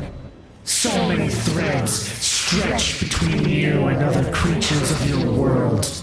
Pitiful, worthless links, ready to shatter at the slightest touch. A muddled, erratic, pointless tangle. It resonates and merges with the voices that have already dug their foul roots into your consciousness. A moment later, you realize that all these voices are the myriad manifestations of the same call that has finally invaded your mind. I'm saving my people. Do your worst, but you can't stop me. Theodora lets out a long screech, a shrill, overwhelming sound that can only be interpreted as laughter. Lead them, mortal. Guide them. Persuade them. Force them to walk your path. You will need followers, for destiny is preordained. Your head begins to spin and vicious drops slither down your cheeks. You blink and you are no longer looking at Theodora. It is the traitor Voitiver, just as fluid and ephemeral as the previous apparition. The same terrifying voice seethes from his lips. The aspirant vowed to return with a trophy, a relic that could serve the edge of daybreak. That fate was assured and the steps chosen, and yet you broke the unbreakable when you took the aspirant's place. I see you. On the day when the final dawn rises over the Iron World, I see you by my side on that day. The day of my resurrection. The image is scattered by invisible sorceress winds, and you see Idra, her eyes aglow with the same sinister flame. Your image is woven into the tapestry of things to come. I am the will of the weaver of destinies, and today I will weave a new thread of elusive possibilities and fickle chances. The thread that will lead you out of the maw of irreversibility. The thread that will help you find the keys to salvation. The thread that will guide you and the weapon of our return to me.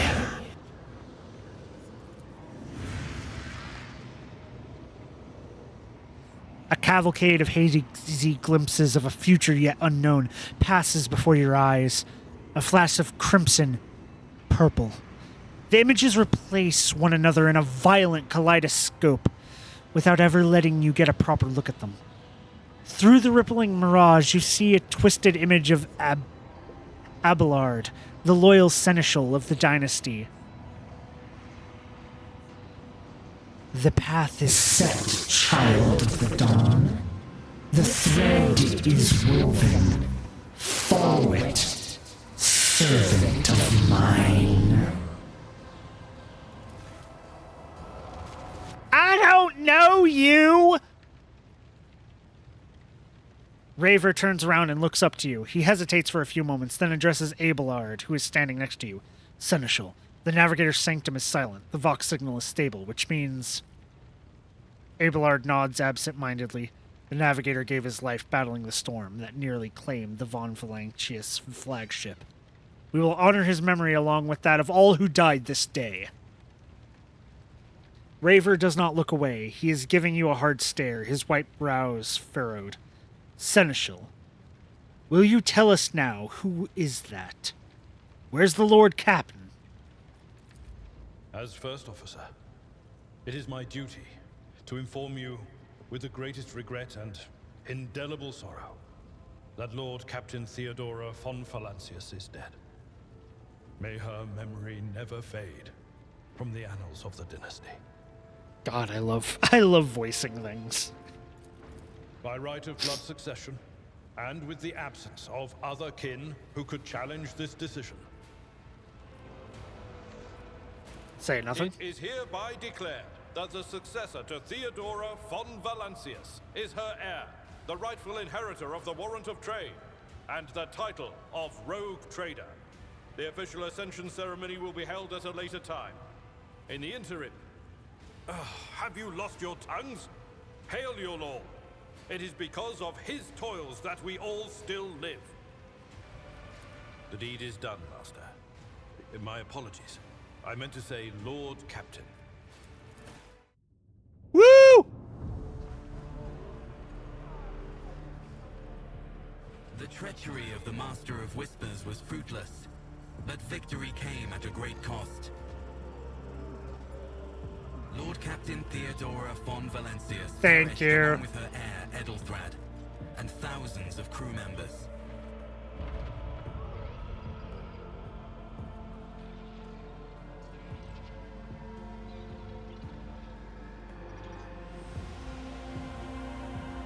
Yet hope remained, for the second in line to the Rogue Trader dynasty survived. Woo! And through the strength of his resolve, saved those who were counting on him for protection.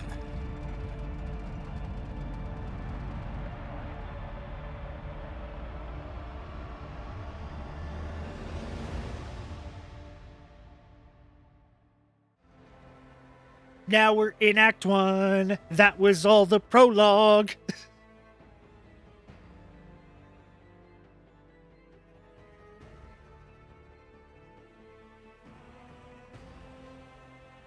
Yeah, I still don't think that I am that good at it, but I love doing it.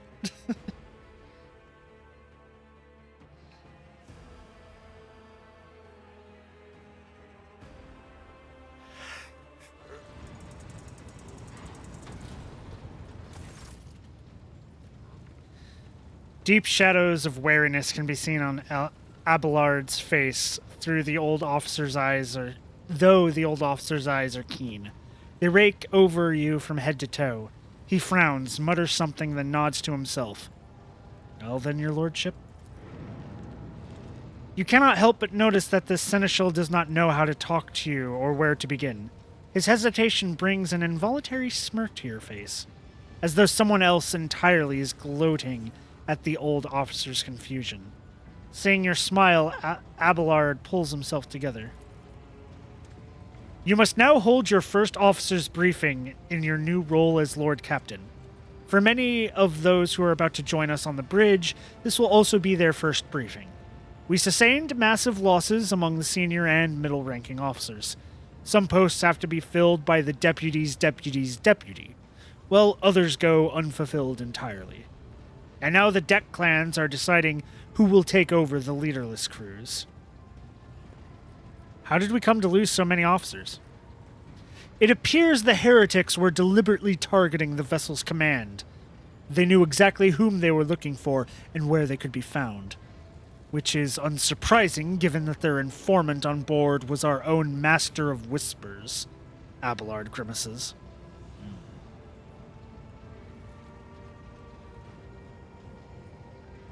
What's on the agenda for this meeting? Reports on the condition of the ship and crew. The Lord Captain is not usually drawn away from her important affairs to attend to such routine briefings, but this is a unique situation. I'm still receiving updates from across the ship, and they are not encouraging. Getting this bird to fly could take a gargantuan effort, even so far as you personally negotiating with the authorities of the system we are currently in. So prepare to hear a bevy of complaints and excuses, your lordship. Take this opportunity to get a good look at the officers who work 6 decks away from the bridge, and they in turn will have the honor of beholding the visage of their Lord Captain.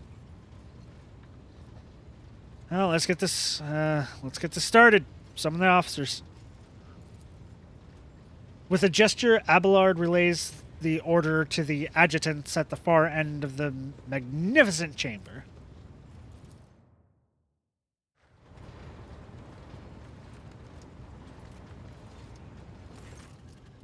A dozen pairs of eyes bore into you, the expressions revealing restraint, joy, curiosity, and wariness. Attention, officers! You have been granted an honor. Lord Captain Kalkrok Nagel von Valancius the Dark Mage will personally conduct today's briefings. Our most gracious Lord Captain is ready to hear your reports. Perhaps you would introduce those present, Abelard? As you wish, your lordship.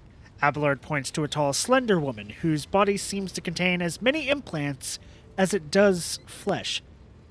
Vijdis Suri Ota of the Toliman line, our new Voxmaster. It is an honor to serve, your lordship. The Voxmaster offers a deep bow. Aboard this vessel, you have at your command thousands of crew members and hundreds of officers and section chiefs. I am responsible for receiving, processing, and sending all communications between you and them, as well as external sources. I am your eyes and mouth, Lord Captain. Besides her is Revor, the Master Helmsman. He steers our ship along with the course set by the Lord Captain and monitors the void around us, to ensure that we do not stray into an asteroid field or a pirate trap. The bearded man with pale, almost transparent skin, large dark circles under his eyes, and a dour expression that seems hardwired onto his face gives a sullen nod. Hail, Lord Captain. This here ship's as good as home to me, so rest assured she's in safe hands. I'll die before I let her come to any grief. And lastly, our High Factorum Janus Danrock, who oversees supplies, procurement, and the general manner well-being of the ship. Dressed in an embroidered jacket, the heavyset man with oiled hair offers an obsequious smile and bows. It is an honor, your lordship. You may trust me with all matters concerning your comfort. Everything will be done to the highest standard. In the second row, we have the 3 officers charged with overseeing the ship's vital functions. The Master of Ordnance is responsible for the artillery aboard. The Infernus Master, whose crew works to prevent and extinguish fires on the ship. And lastly, the Drive Master, servant of the Omnissiah. The 3 officers salute you. The Infernus Master does so with confidence, while the Master of Ordnance betrays nervousness. The Drive Master offers a salute resembling a dance, involving the complicated manipulation of all the tech priest's mechandrites. Thank you, Abelard. Greetings to you all. I serve at your pleasure, Lord Captain. I wish to hear the Infernus Master's report. Yes, Lord Cap. The tall young man bows his head in deference. I can report that all the fires across the decks have now been extinguished. The preliminary damage assessment, in terms of material loss and crew casualties, has been completed. The results have been submitted to the Seneschal and the High Factorum. The post passed to him after the previous Infernus Master and his next 3 deputies expired in the line of duty. Abelard remarks in a low voice pitched for your ears only. Would have been nice if I knew that beforehand. The lad is managing well so far. He can take the heat. He can take the heat, so to speak. That was a bad pun, and you should be commended for it. You get fine dining tonight. High Factorum, what have you to report? We are toiling day and night to compile a full account of the losses.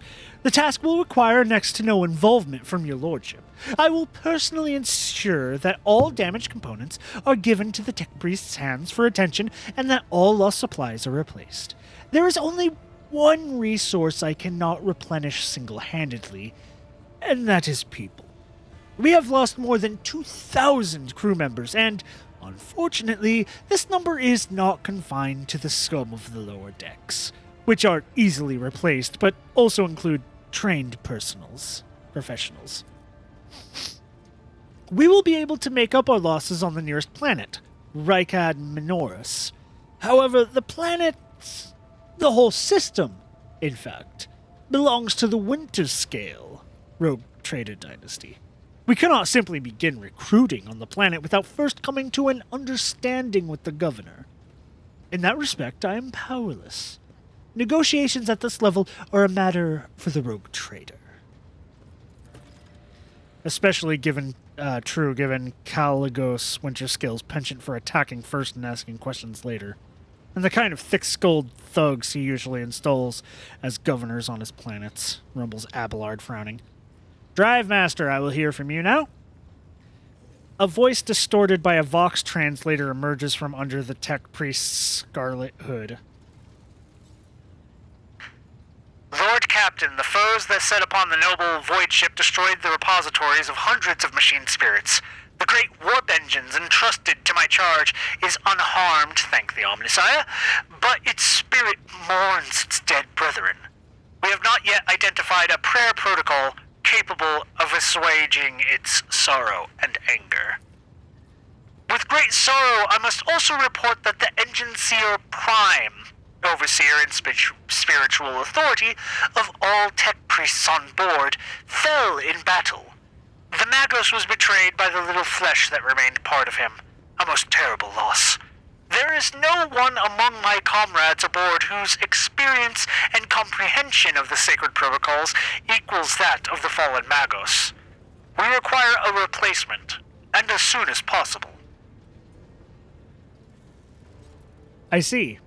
Thank you. I understood all that. The tech priest bows her head. Lady Tech Priest, I want to hug you. Master Helmsman, deliver your status report.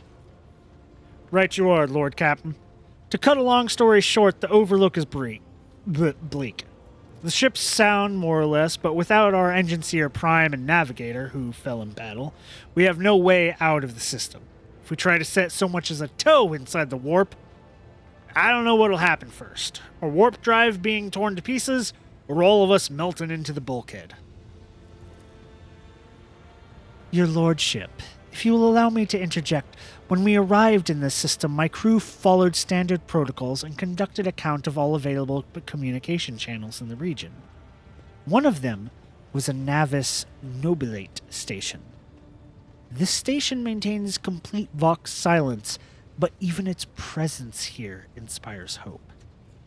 To have located a navigator on the very same system is an incredible stroke of luck. A true blessing from the God Emperor. A sharp bolt of pain lances through your skull as if in response to what you just heard. You understand that it is not the God Emperor you should thank. Such good fortunes. The words of the demon that appeared before you during the translation to real space echo in your mind. I am the will of the Weaver of Destinies, and today I will weave a new thread of elusive possibilities and fickle chances. The thread that will lead you out of the maw of irreversibility. The thread that will help you find the keys to salvation. If I were you, I'd grab this chance with both hands, or else you'll soon be eyeing up asteroids to use as your new residence.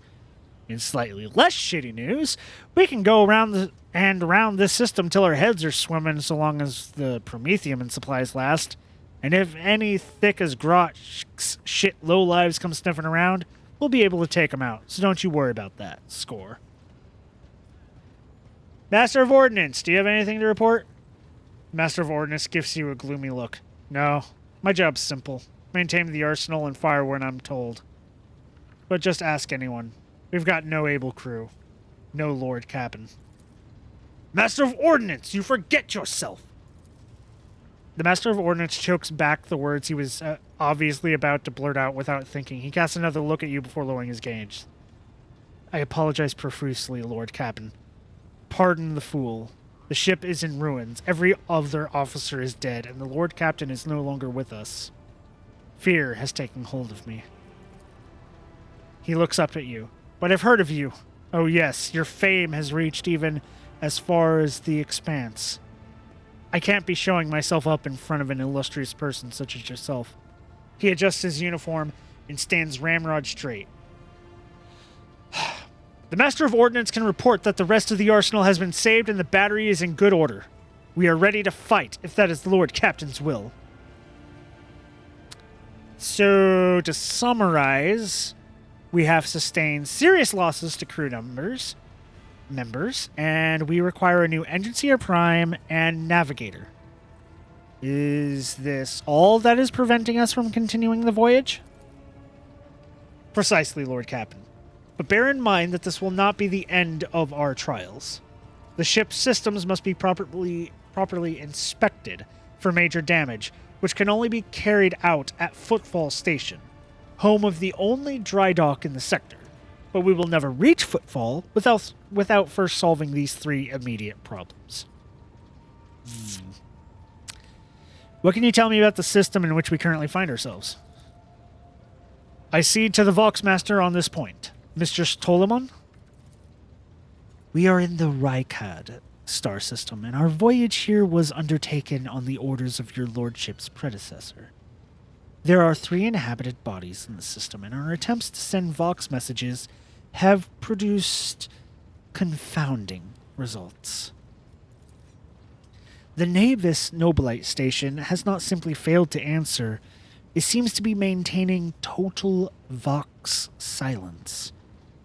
However, we did receive a distressing signal from the prison planetoid in the system, and Rykad Minoris itself is also not responding to our hails.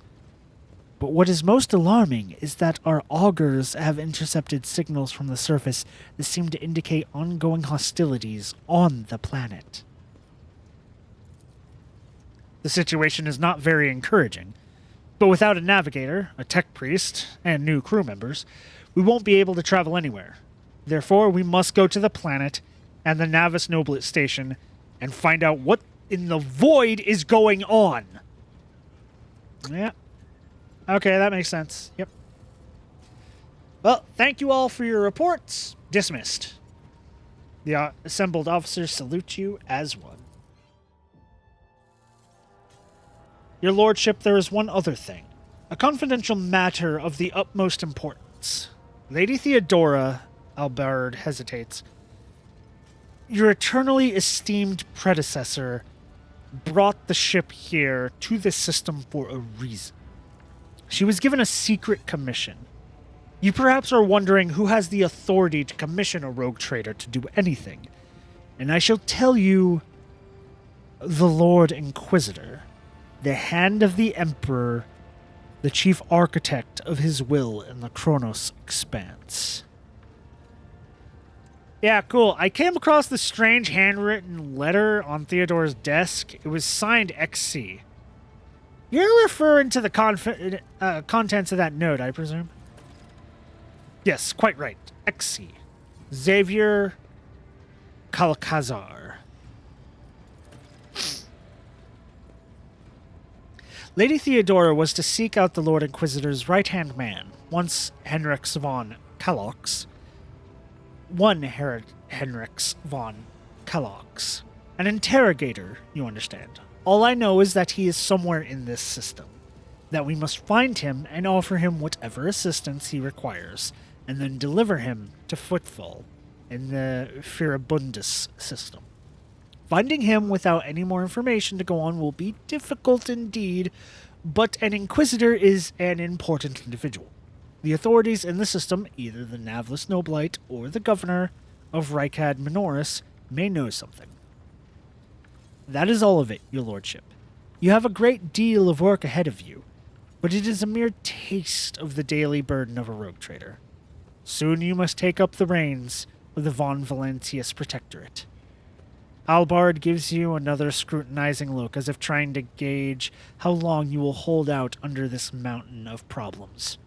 His face softens slightly, and it seems he is about to offer some words of encouragement.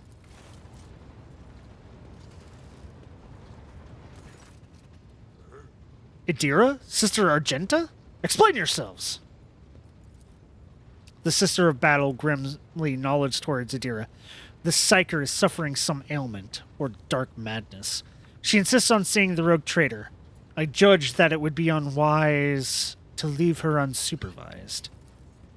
For a brief moment, Sister Argenta's voice sounds hesitant. I was also hoping to approach you with a personal request, but it can wait. Speak with me when you have time, rogue trader. Idira's glazed eyes rove over those assembled. One word bursts from her lips. Daybreak. Idira, come to your senses. Damn it! Idira presses her fingers to her temples in desperation. Your lordship, here's the thing. I was trying to see the immediate future, and it hit me so hard. My head is still spinning. Something very strange is heading our way, and I can't make out what it is, no matter how hard I try. A single word is all I can make out. Daybreak. Or maybe it's dawn? And it's ringing and ringing like an echo, like a bell. But if it's daybreak, then why is it so dark? We cannot extract any information of value from a single word. Can you tell us anything else, Mistress Talas? No. Not yet, anyway. The voices are going berserk, all shouting at once. I can't make any sense of it. As soon as I know or sense anything, I'll report it, all right? Lord Captain, if you want me to take a closer look into your future, find me on the bridge. We can talk. Lady Theodora was well served by my whispers on many occasions, and I'm sure you would benefit from them as well. The Psyker's bitten lips stretch into a wry smile. If there's nothing else of value to report, I declare this briefing concluded. It is time to get to work, people. Time to get to work and party. I know exactly where I'm going first. First to talk to her. Hi, Argenta. Rogue trader. You had a personal request for me? I indeed have a request, Rogue Trader.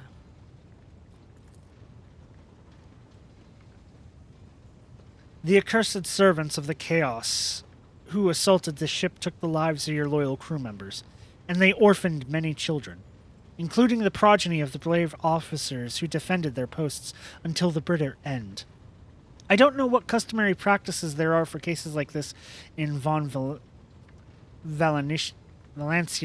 territory, but in the world I'm familiar with, the children of such brave souls could expect to receive some special consideration.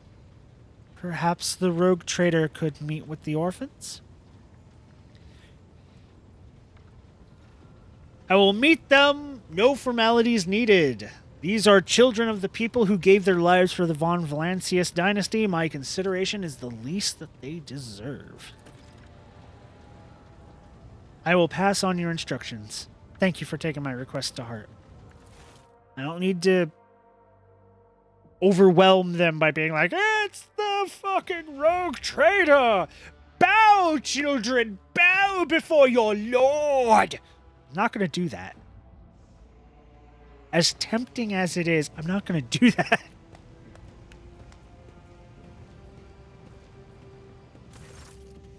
The motley group of adolescents do not take their eyes off you, gazing at you as if you were a creature straight from a fairy tale. Those are just adult models shrunken down. You cannot tell me otherwise. Those are just tiny adults. Look at the models. Look at them. They couldn't get children models. They couldn't, because they would only use them for this instance right here. So they just took adult models and just drag-clicked them smaller.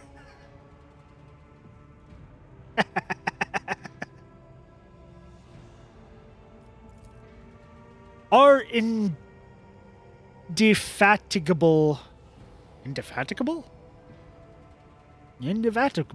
sister has been keeping an eye on these pups. Albard glances at the gathered children. It is hardly the Scola progenium in here, but we have provided the orphans on our ship with adequate care and instruction. Argenta is standing to the side of the group as you approach. She perks up and announces, her voice ringing. Brave ones, the master of the ship has appeared before you, the one who guides it through the darkness of the universe by the Emperor's will. Greet your Lord Captain, the rogue trader of House von Valancius.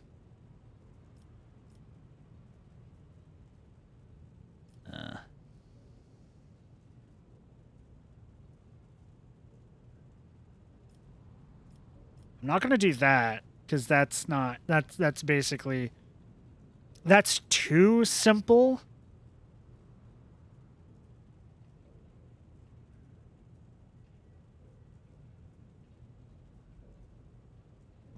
No, but I don't like that, because that's a bit too...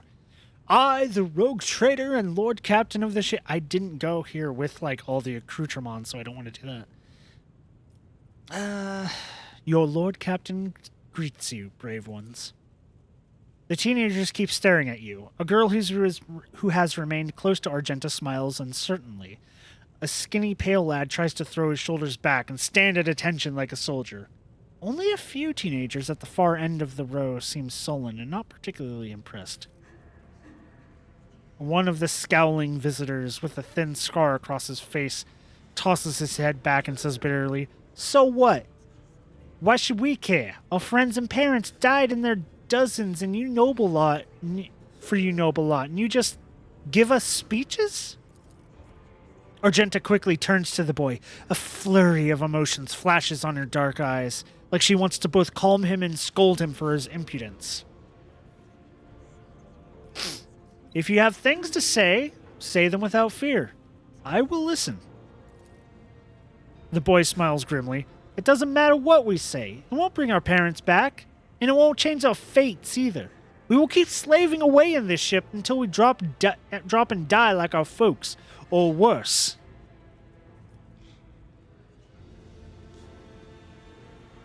Let's see.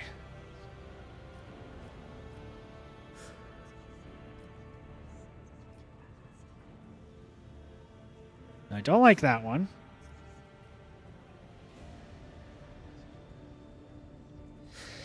I understand your grief and dismay. Your parents died. It's not an easy thing to go through, but they gave their lives for the truth, for the good of the whole ship, for the Imperium. Do not speak of their honorable fate with anger and disdain. You heard the rogue trader. His words carry the wisdom of the Imperium. It's hard to say whether or not your words have left an impression on the boy, but he nods slowly. Then he catches himself and gives you an awkward bow. Abelard gives a sign, and servants immediately emerge carrying packaged treats with Von Valancius emblazoned on the wrappers. It appears that the seneschal came prepared for any contingency. Give the children candy! Sponsored by me!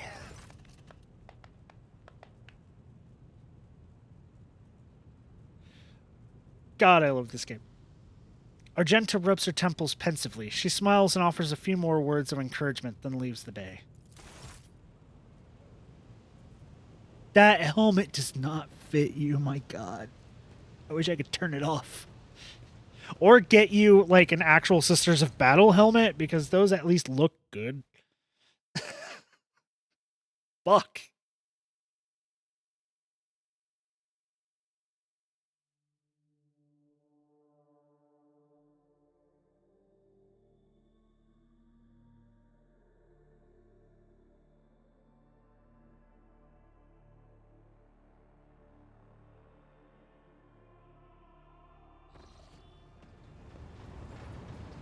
Yeah! Okay.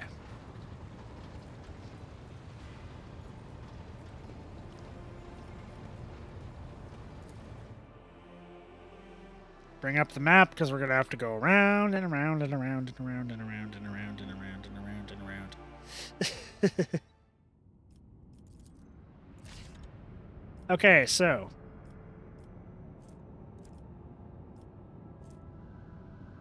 That's the prison planetoid. That's that. Forget, was there anything here? I'll check here and there because... Nope. But I do know this. This is a people we can give resources to. The Vox crackles to life. The Master Helmsman Raver addresses you. What we have here, Lord Captain. It is not very noticeable, but there's a void ship sitting in the local asteroid feeder. It sure is quiet, like it's huddled up in there on purpose. It's not like I'm surprised. The thing is more scrap heap than ship at this point. Somebody sure went to town on it. We're registering critical damage to the hull and depressurization of several compartments. Oh, there's an incoming transmission now, too. Hear us? Wait. Hear us? The Vox transmission hisses and abruptly cuts to static. Do not require assistance. Pete, do not require assistance. Copy? The voice relays a different voice. Keep following. They'll pass us by, won't they? Warlord protects.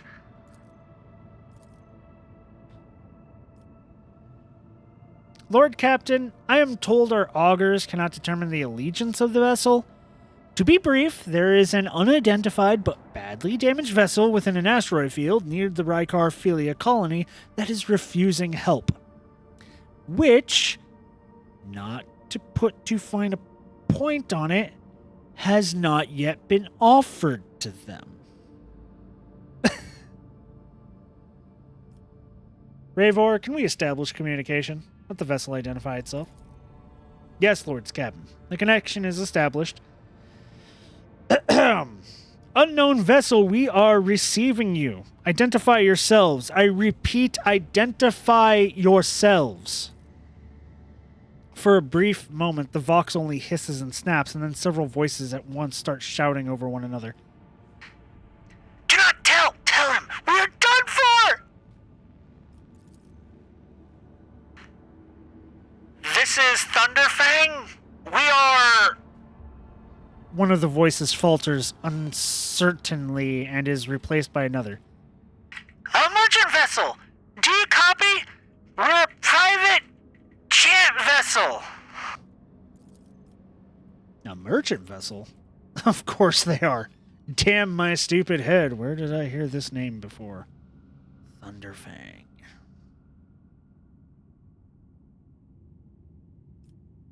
Thunderfang, why can we not identify you? You can make out hoarse, furious whispering even over the crackling of static.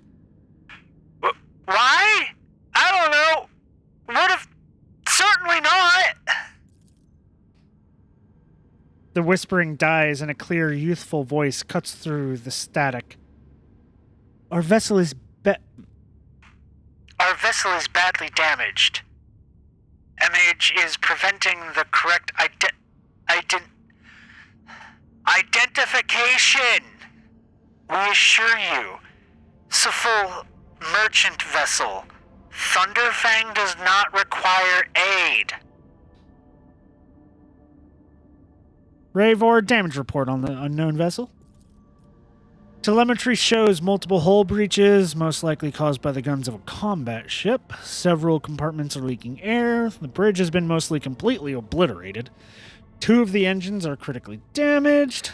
Somebody gave them a thrashing so solid they barely managed to limp away. Thunderfang, your vessel is badly damaged. What happened to you? The Vox responds by bursting into a cacophony of sounds, words, and emotions. Someone chuckles bitterly, another swears with some foul expletives, and yet another hisses, furiously demanding that the others shut up. You manage to make out little from all this noise. We were just flying, minding our own business, straight out of the blue and opened fire. Miracle we could get away. Emperor protected, and then more fire. Who? Void only knows. Roasted our tail, bombed and everything. Our folks are left without our help. We never got to them. Thunderfang, now stop playing games and explain again what your business is here. And this time, I highly recommended the truth. Happy now? What have you done, idiot? It's too late now. The Vox channel is again filled with angry whispering of several voices. The whispers and static are drowned out by a clear and slightly frightened voice. Do you copy? We are from the Fellow of the Void. We do not come here to loot on a different business. To help our own out of jail. Do not hurt, please. We already had our Chronos cleaned. How about striking a deal? Our hold is full of goods. In case you are unaware, Lord Captain, the Fellowship of the Void is a disorderly assembly of several dozen pirates, factions, in the Chronos Expanse. They consider themselves above regular heretics solely because they sometimes have Vox conversations with those whom they are about to board. Were it up to me, I would make them eat a salvo from our macro cannons to shake the scum loose from the decks. They certainly deserve it. The honeyed voice of the High Factorum interrupts the translation with a polite cough. I would wait on destroying the vessel if I were you. Although the more moral aspect of their livelihood do cause some awkward questions. The Fellowship of the Void remains a major supplier of goods to the local market. Perhaps if you will find dealing with them acceptable, especially in a situation where performing a warp jump is impossible. Thunderfang, prepare for commercial exchange. Flamer! Yes! A camouflage robe.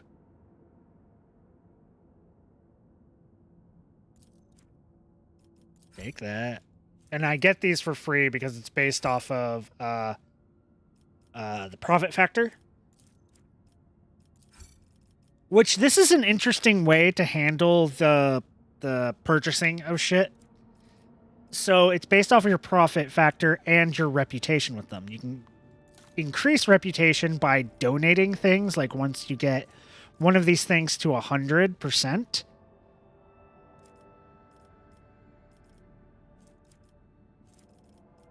Which, luckily, looking at it like this, it does make multiples. So, like, once you have 100% full, it starts up another one to start filling up.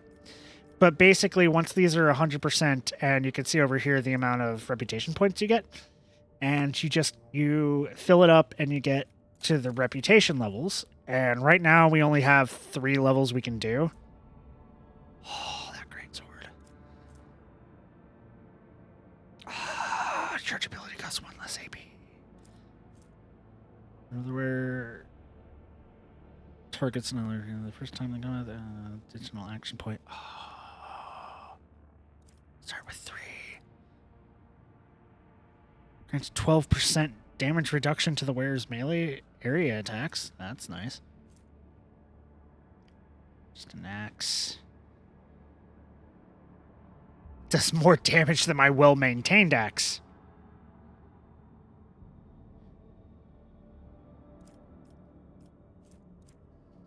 Med pack. Stalker gloves. The wearer's range attack hits an enemy. The wearer gains a plus 5 critical hit chance for the next range attack against the same enemy does not stack.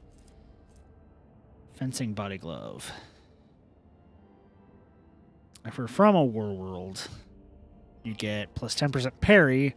You get base armor property. You already have a 44% chance to dodge, plus 10% chance to dodge melee attacks. So that would be good.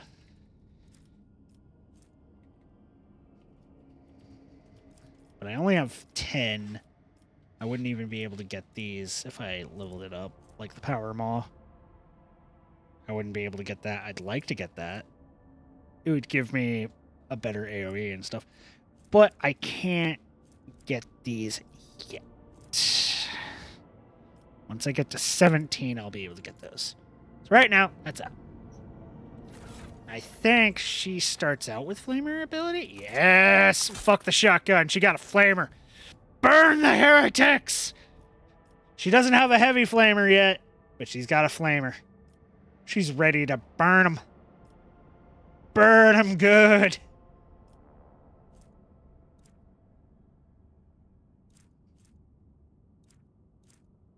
And what's that? Put that on her because she's the only other one doing... She's the only one I have doing ranged attacks right now. So every time she hits with a ranged attack, it decreases their dodge by 5%. Which that also, is them dodging melee attacks.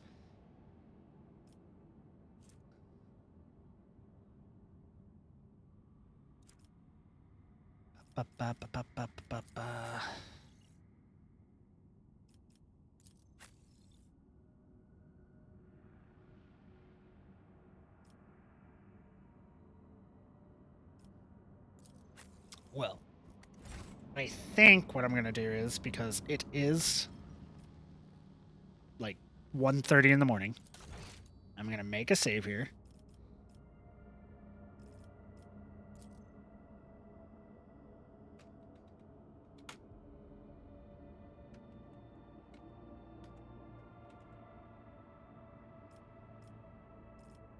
Boop. So make a save here. And that's going to be it for tonight. So let's find somebody to raid, shall we?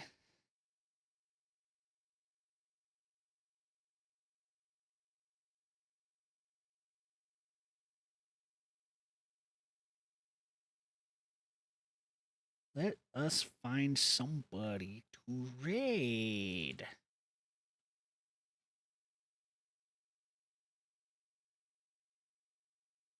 No.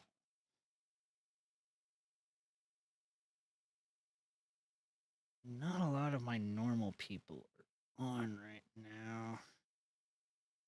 A lot of people playing Pal World. Ugh. Bonicula. Let's do her.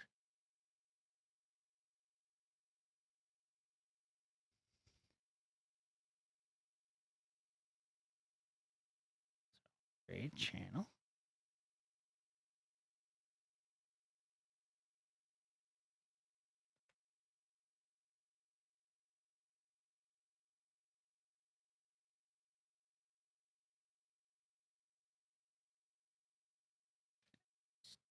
Start the raid. Thank you for watching. Now that the weather is better, I'll be able to do this a little bit more. I have a lot of days this week I can stream. Might not stream tomorrow because I want to make curry and eat, but maybe probably the day after that.